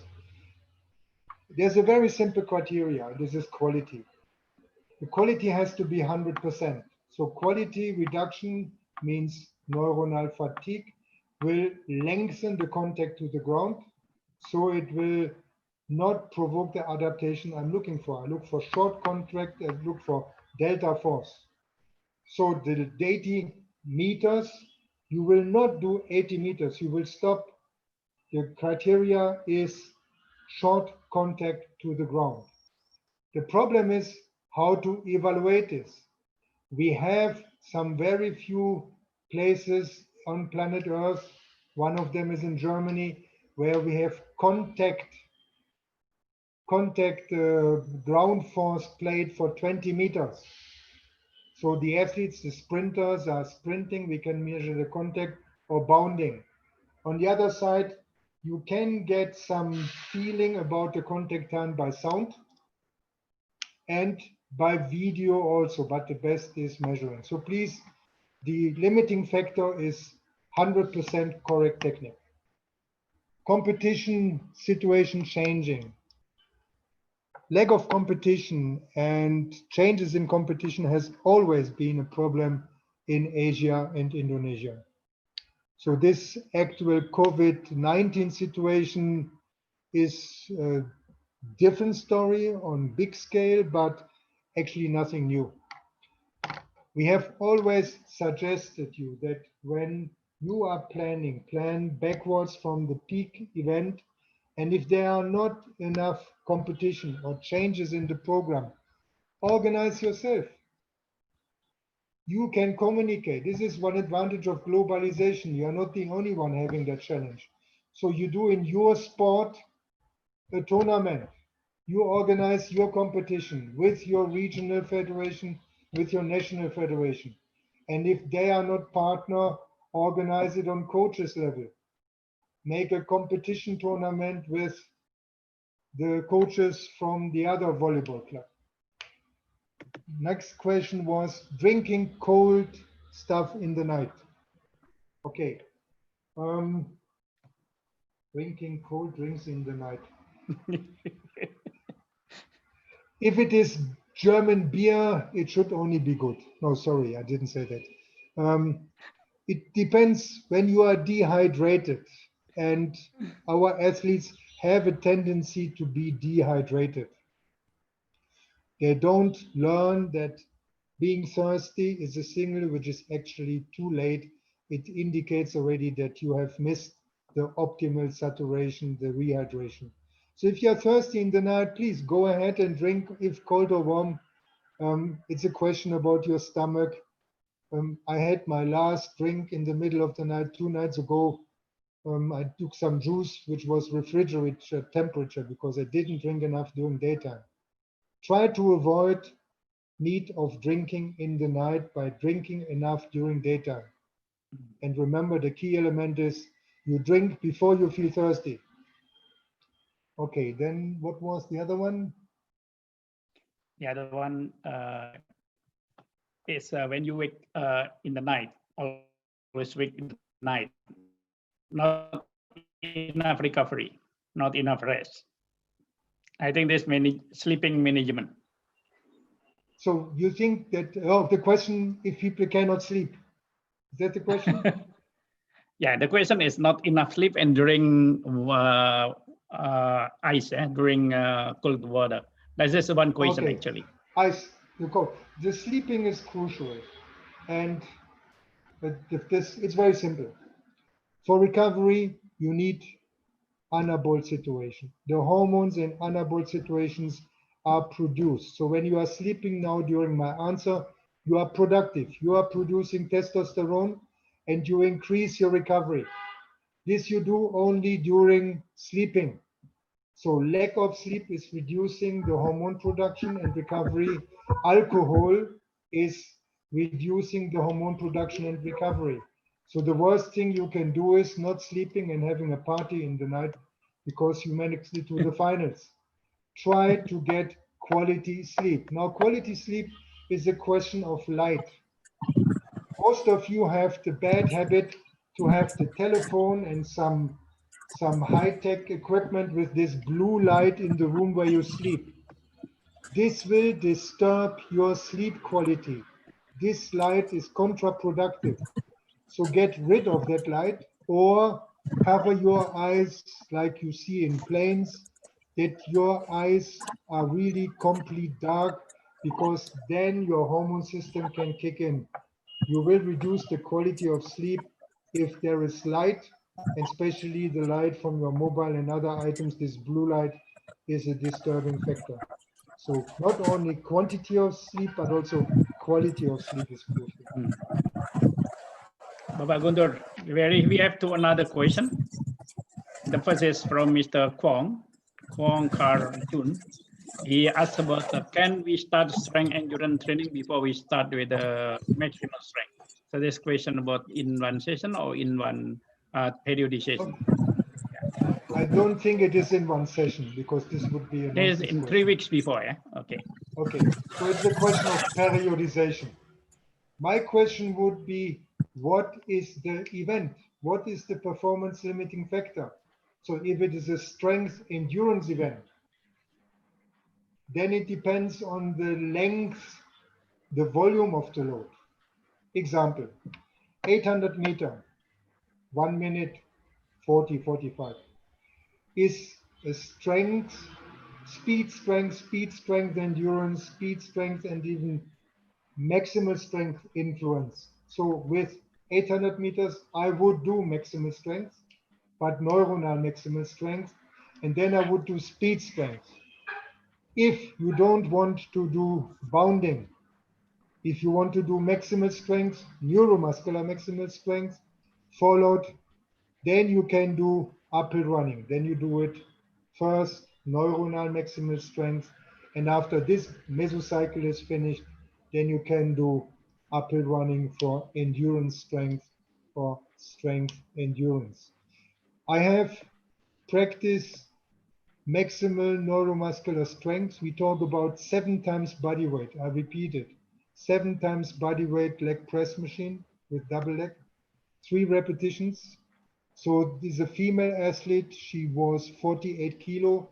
She did 320 kilo, 3 times full extension, starting from 90 degree. And this was her neuromuscular maximal strength training. She did not do specific strength endurance. She did do some bounding and improved her 800 meter by 3 seconds to 2 minutes and the 1500 by 7 seconds to 408, being number 2 in Asia. So you can do it both, but generally the type who needs pure speed, strength endurance, the marathoners, even they do in the meantime hopping, bounding, and do maximal strength. You have some marathon runners from Europe who are suddenly in the top 10. They have point in common, they do maximal strength. What is the impact? Even when you do strength endurance, which the expert tells me is predominant aerobic capacity and side strength. If you do maximal strength, you shorten the contact to the ground. So you have a much better stride length efficiency, and you will see the advantage at the end of the race. So to make it short, it depends on the case, it depends on the athlete, and depends on the event. Okay. Thank you, Bapak Guntur. And before we continue with another question for Bapak Guntur, I would like to read the question for Mr. Alamsyah. So here, question from Mr. Sahid. The question is, apakah untuk menentukan bakat anak bisa menggunakan anthropometry. So he said to ask about the anthropometric for the talent identification. Then for the primary school student. So then he asked also question about apakah untuk SMP for the secondary school dilihat dari anthropometry juga. Jadi di dalam teks in the chat room Sahid asking about the anthropometry for the primary school student, then also in the secondary school, it still exists, the anthropometry measurement for the talent identification. Pak Alamsyah.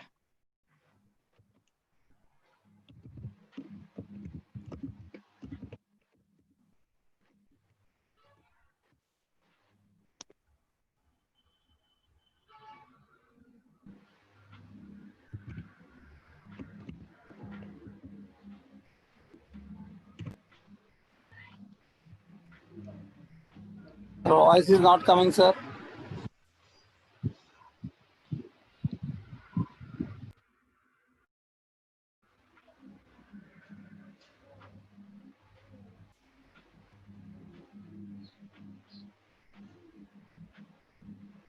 Masih mute Pak Alamsyah.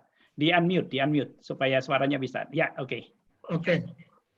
Baik Pak Sahid, sorry tadi ke mute. Mungkin jawaban saya kalau di antropometri mungkin bisa di-apply. Kenapa? Karena antropometri itu satu keunggulan dari fisik kita yang kita punya untuk satu cabang tertentu. Kalau di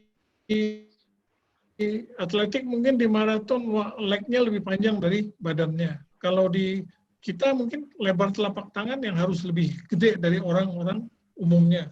Kenapa? Karena kita hold grip gitu, kita pegang barbel. Kalau tangan kita lebar, artinya kita bisa megang barbel lebih gede. Terus yang kedua, faktor growth. Di telapak tangan itu growth-nya nggak ada, nggak signifikan.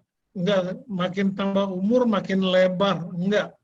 Di renang juga sama. Di renang size kaki. Kalau umurnya nambah, nggak mungkin size kakinya nambah gitu loh. Jadi mungkin antropometri itu dianggap sebagai advantage dari pengukuran kita. Yang kita harus lihat sebagai advantage, memastikan bahwa ini benar-benar bisa untuk angkat besi, ini benar-benar bisa untuk renang, ini benar-benar bisa untuk atletik. Mungkin itu, Pak. Ya, oke, terima kasih. So the answer from Mr. Alamsyah was anthropometric is very important because one and other sport has different type of the anthropometric. For example, for the weightlifting is need with the grip, so it's very important. But maybe in athletic need a long leg, so it's also good for maybe for jumper or sprinter and so on. So that means Pak Sahid, the anthropometric is very important to find out the talent identification measurement. Okay. So the next question, Mr. Dr. Natarajan asked some question, but maybe you can ask direct with the voice. Dr. Natarajan, can you say the question to Mr. Gunter now? Because I think it's better you direct asking the question. Yes, sir. Good afternoon, Mr. Gunter, sir. Very impressed and inspired about your excellent presentation, very dynamic, intense, and voluminous presentation. Thank you so much. This is the question regarding supercompensation. How frequent we can make use of the supercompensation for different motor abilities in the mesocycle or in the microcycle? Doctor, I got your point. Let me please correct the question. If we operate on biomotor ability, the model of supercompensation is close not to be applicable because, example, I talked about adaptation. So adaptation in strength, biomotor ability is strength, but we have X different adaptations which can increase strength. There are neuronal adaptation, there are physiological adaptation, there's muscle size adaptation. So there are 10 different adaptations. In endurance, we have 10 different adaptations. So it is, from my point, impossible to say endurance training and supercompensation will happen. For example, you have seen the slide. Can I please come back, and I would request that I'm allowed to share again this slide about adaptation with endurance with you. Can we make this happen? Wait, I put it on my screen. It was about reversibility.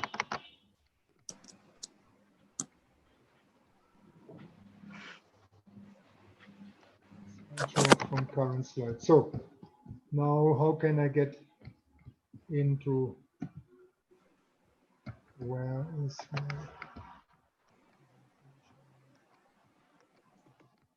share screen? Okay.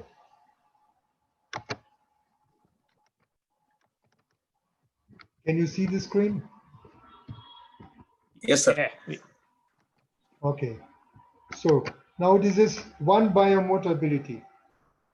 It is endurance. And we have 1, 2, 3, 4, 5 totally different adaptations. So the adaptation for Krebs cycle needs 2 years.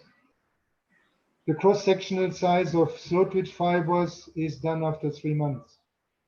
So the idea about the supercompensation for a biomotor ability does not apply.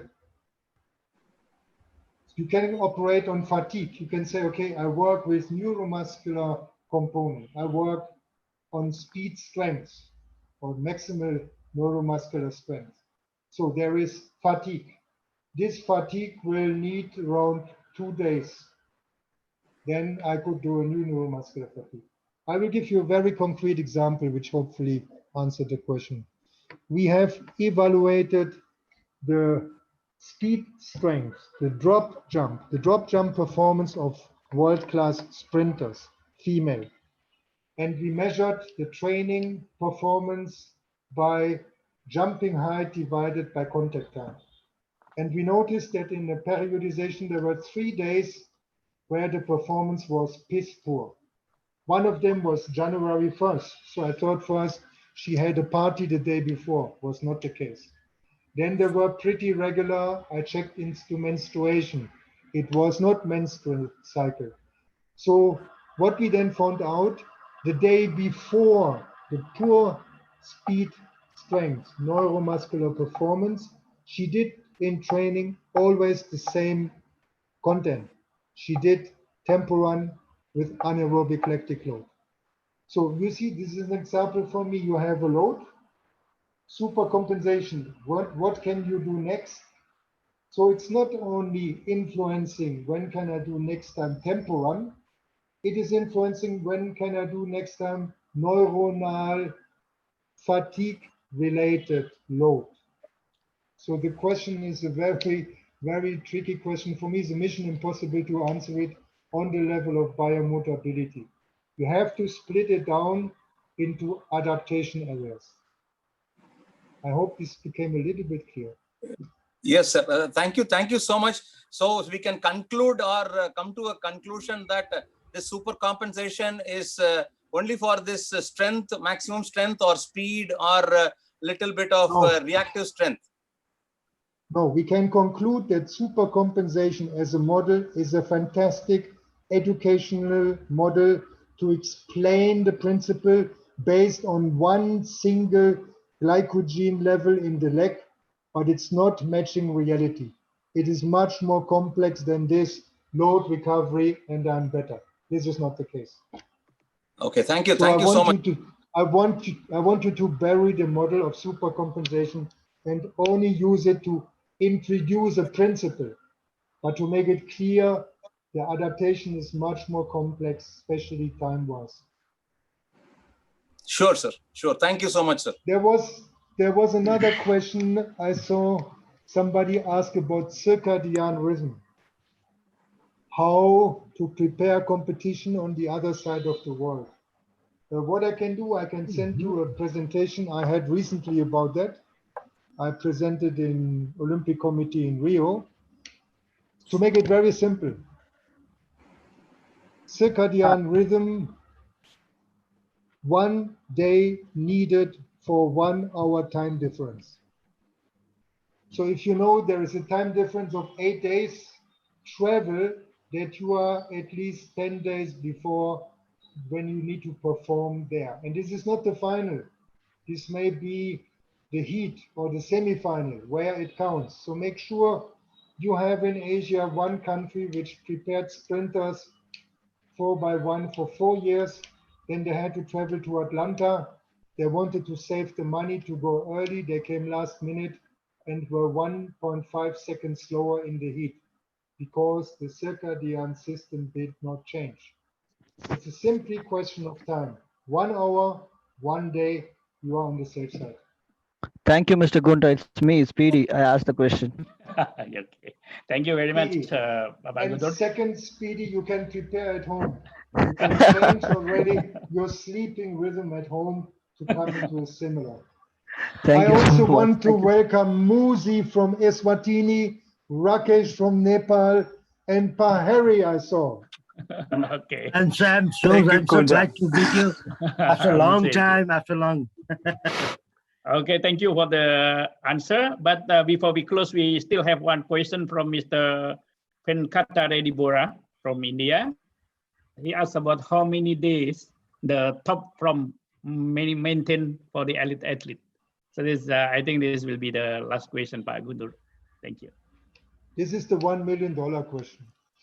Yes. I like the question. You have again to look into what are the performance limiting factor. So if you prepare a competition, then you have an idea. I have different energy system. This is the percentage of contribution. I have different need of strength. This is the percentage of contribution. The beauty is that all these adaptations have a different lifetime. So which one is the most crucial one, which will limit my performance and when it goes down? So very simple. For endurance events, this can be clearly answered. For endurance events, it would be a time maximal 6 weeks.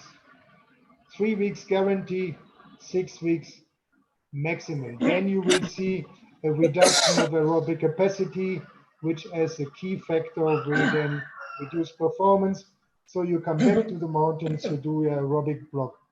For the strength part, I would like to make a relay and give this question to my weightlifting colleague. What is his experience? How long, when my acid is in peak, how long is this window lasting? How many days can I expect the peak performance in strength, maximal strength related events? Thank you very much, Pak Guntur, for the answer. And Mr. ladies and Vijay. gentlemen, yep. No, Mr. Vijay is for strength. I asked him Okay, to just answer. you the find strength mother. part. Okay, please.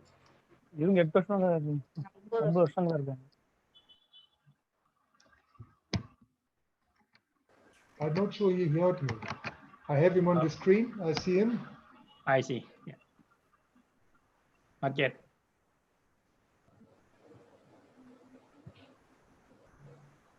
Yep. Here we are. Okay.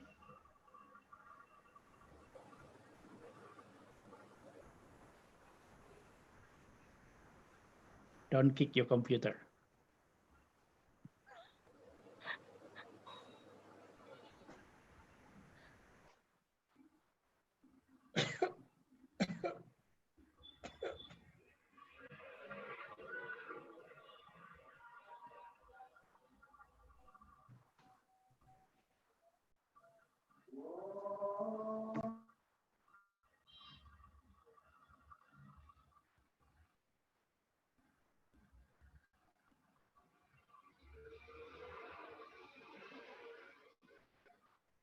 Vaporia. Yes. If You still want, find I out? can try. Yeah, you can. Okay, let's look at the major adaptations. One would be hypertrophy, the other one would be neuromuscular. Remember, the problem for neuromuscular strength is not the duration of my peak form. It is to recover long enough that I am in peak form when I'm at the peak event. So remember the 21 days or at least 14 days before your top event to reduce dramatically the maximal strength neuromuscular training. Then how long are you in form after that? Hypertrophy, atrophy will definitely start after 2 weeks, 3 weeks. Neuromuscular, I'm not sure. I don't want to guess. I keep this question open. It should be answered by a strength coach.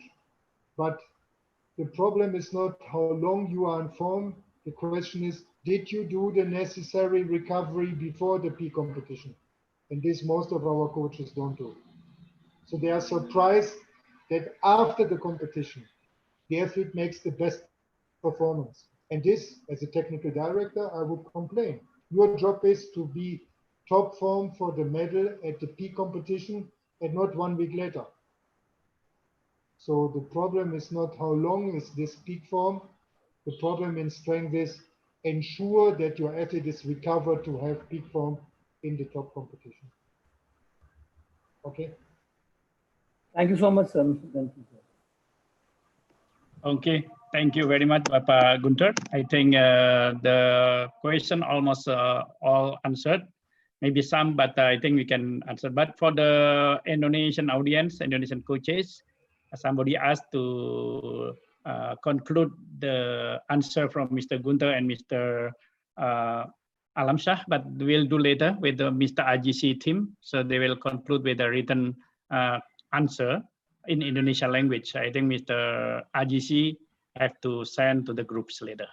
Okay, thank you very much for Mr. Gunter Lange and Mr. Alamsyah Wijaya for the great presentation, and thank you for all of you who came join this Zoom room. I think your contribution is also very meaningful for us, and I hope we can meet again because Mr. Gunter still has something that they have to explain, but the time is unfortunately not enough for us now. So I think, again, thank you very much for you join this Zoom room webinar. So I hope you enjoy this presentation, and apologize if in our service is not so good for you, but we try our best to organize this kind of webinar together. Hopefully this will be changed. Our next performance will be greater and develop well in our region. Thank you very much again. Thank you, Mr. Gunter. Thank you, Mr. Alamsyah, and thank you for everybody. Thank you very much. Thank you, Hope, sir. have a good day. Thank you, Dr. Ria, for inviting us. Thank you, Thank you, everyone. Thank you, Mr. Gunter. Thank you. Thank you, Sampai jumpa. And it Thank you, was Mr. Gunter. motivating. It was motivating to see so many. Terima kasih Pak Ria, terima kasih. Thank you, Mr. Ria, for the opportunity. Thank you. Thank you, Mr. Gunter. Thank you so much, Mr. Gunter. I love you. Terima kasih Pak Alam. Welcome. Thank you, Pak Alam. Okay, Mr. Alamsyah. Thank you, Mr. Alamsyah. Thank you. Mr. Alam. Indra, how are you? Super day. Muzi is still here, Muzi? Muzi! Yes, I'm Muzi! I saw Hey, you eating. Kuncha. I saw you having lunch there. This is so unfair. I'm the I'm whole morning sorry. here, I not even had breakfast. Come on, man. Ria, sir. Yo, no, Ria, I was having breakfast. Hello, Ria, sir. Yeah. Please send that Gunter's this thing, sir. Yeah, I sent already to the chat room the presentation of Mr. Webinar. Okay, thank you, sir. Oh, fantastic. Welcome. Gunter, apa kabar? Gunter, apa kabar? Kabar baik, kabar baik. Kabar baik ya.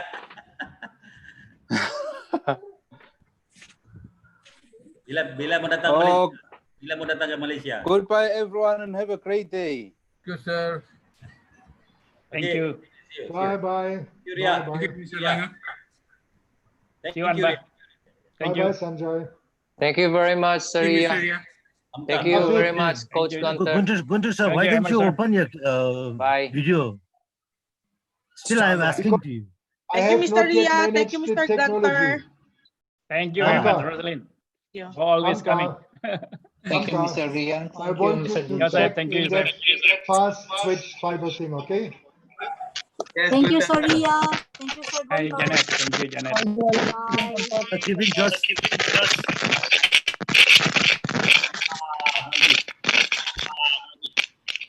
Thank you thank you. Mira. Yeah, you. Super. Yes.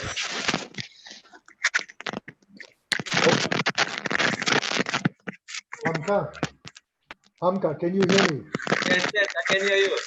Yes. Have a look in that fast switch fiber. Sorry, sir.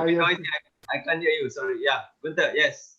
Have a look in that fast switch fiber presentation, this slide. Yeah, I've downloaded the file on my desktop, on my laptop. Yeah, I'll take a look at it. Anything, I will definitely PM you. Interesting. Okay. Very, very interesting. Very good. I love it. Happy to hear Thank you it. so much, Gunther. Thank you. Sampai jumpa. Yeah. Thanks so much. Thanks, Ria. Thank you, Pak Ria. Hey, thank you, Hamka. See you again. Thank you. Thank you.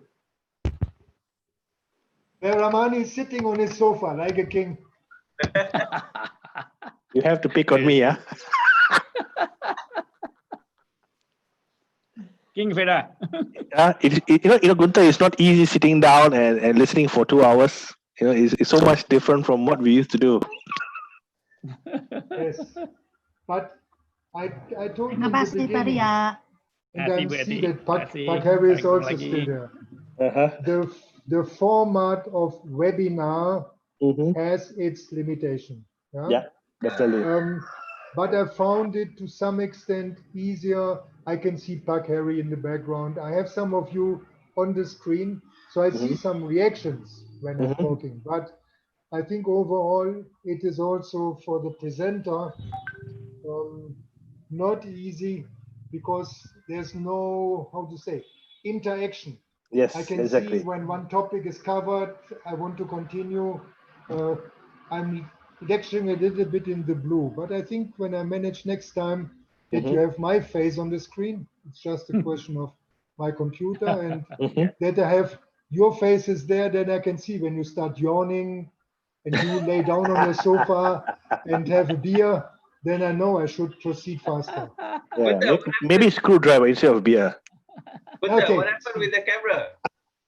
I don't know. There is a technical problem. Whenever I put your camera on, I have it here. Start video. And then Are it you says, using the camera's laptop or are you using the external? no, I have a laptop camera. Ah, okay. So the laptop camera is not functioning. So the laptop camera, I assume I have Kaspersky antivirus, and I remember that I make a security thing that nobody can enter my camera. Yeah, maybe. I think that's it. I have to Spy. change that. Yes. So I'm in the dark. No, but thank you for your patience. Yeah, I think there's potential, but there's also limitations. But again, how you want to structure which part can go online and which part you get to, you know that definitely cannot happen online. That part I think you can always explore. Because I think the reach out could be bigger, in depending on what is the expectation of that delivery. So again, there's potentials to explore. But this is again, like I said, the effectiveness has to be managed differently. I think expectation management is the key. Yes, correct. Definitely. And I would, when I looked at the topic planning, I really like it, as you noticed, but I would now to have these people from different spots in a microcycle workshop. Yes. Then I can see what they do. Yeah. Like this, they say, yeah, Bapa, prima Bapa, okay, Bapa, interesting Bapa. But then they go and makan dulu and the tido, and then tomorrow nobody is changing anything. But when I ask you to make a program, where I want to see a 9-day microcycle, a 6-day microcycle. Then you come into application. And this is what is missing in a webinar. Yes, I mean, this is where definitely the difference will be the actual effectiveness of, okay, how much has that message has impact. And I think this is where you could even use the webinar as a prelude for discussion, so that once you have the opportunity to meet face to face, you can quickly jump into the aspect of correction. So that means the effective intervention could be much faster in a sense, or at least you give a longer time for that, rather than what we have to struggle. Probably by the third day only, they're beginning to get a grab of what's happening. So again, that area could be again explored through webinars. We talk about blended learning. Yes, exactly. That's the reason. Yeah, okay. Exactly where we're heading there. I'm so happy to see Pa Harry there. I couldn't believe to see him. Pa Harry. I didn't see you for how many years? Ya, Pak Eri. Ya, oke. Ya. Sudah Pak ya. Bapak Harry, sudah berapa lama saya tidak lihat kamu? 1 tahun, 2 tahun, 3 tahun, 5 tahun? Tell me. Mungkin ada lebih 10 tahun lebih. 10 tahun. Possible. Next time when I come to Indonesia, you give me your phone number. Give me your phone number on the Zoom group chat and I call you. Ya. Nanti saya akan kasih nomor. Okay. Mas Yakti, gimana sih? Saya sekarang di Uganda. Di Uganda. Wow. Terima kasih sekali, Gunter ya. Terima kasih sekali. Pak Harry. Sampai jumpa. Salam, baby. Nyonya ya. Terima kasih Pak Ria juga ya. Sama-sama Pak Eri, makasih sudah datang. Tumben biasanya nggak kelihatan nih. Ada Pak Gunter terus datang nih. Alright. Kita pagi konco kawai nggak ketemu Ruki. Iya lama banget. Ya kan sudah selesai. Okay, thank you Ria for the invitation. Nice chatting with you, Gunter. We'll catch up again soon. Thank you. Thank you Ria. Thank you Gunter. Thank you Hamka. Thank you Ojen. Assalamualaikum. Thank you, Mister. Waalaikumsalam. Thank you Eli. Thank you. Waalaikumsalam. Pak Joko mana ini? Pak Jacqueline masih di sini nggak Pak Jacqueline? Makasih. Assalamualaikum, Ria sir. Waalaikumsalam. Yes, thank you. Thank you, Ria sir. Thank you. Thank you. Thank you, Pak Ria. Thank you. Thank you, Gunter.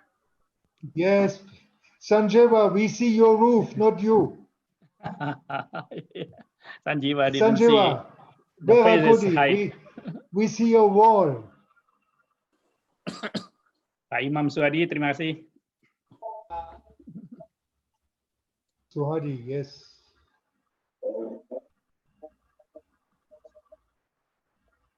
Mas Abdul Rosid datang lagi. Makasih Pak Rosid.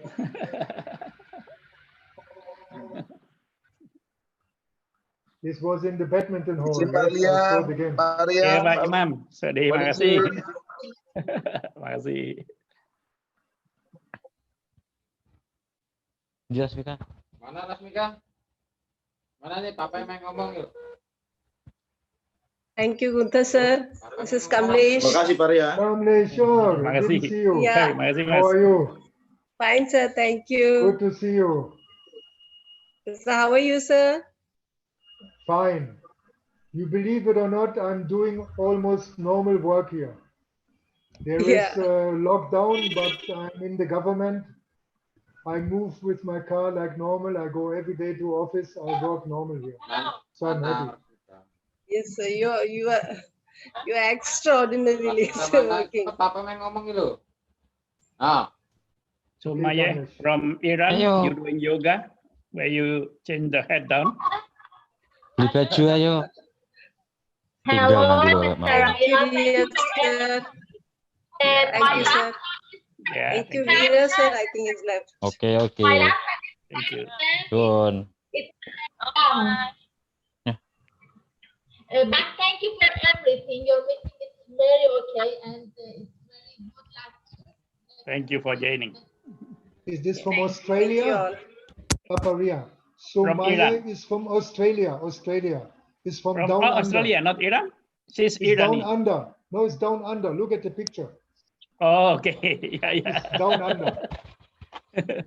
He's So doing I'm yoga. turning my computer. I'm turning my computer. Now I can see you. Okay. Okay.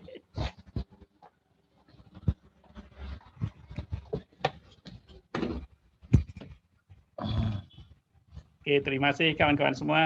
Terima kasih, sampai ketemu lagi. Thank you, sir. See you. Thank you, everyone. See you, Kamlesh, Ajit. Thank you, sir. Thank you. Yeah, thank you. Devi. Thank you, sir. Thank you. Thank you, Mr. Sandra. Okay. Frankis ya.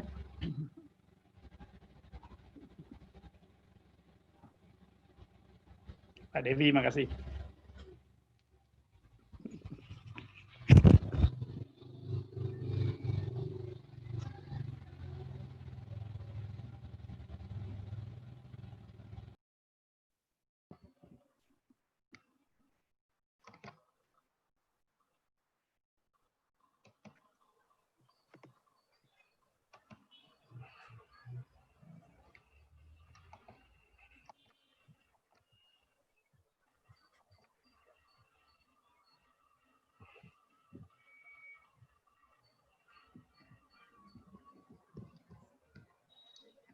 Okay, thanks again for everything and hope to see you soon.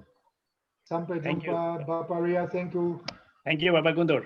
See you again. I had will fun. It was interesting. Don't worry. Thank you. Thank I you. enjoyed it. Thank you, I Gunta enjoyed sir. it. Thank Bye-bye. you. Bye-bye. Thank you, sir.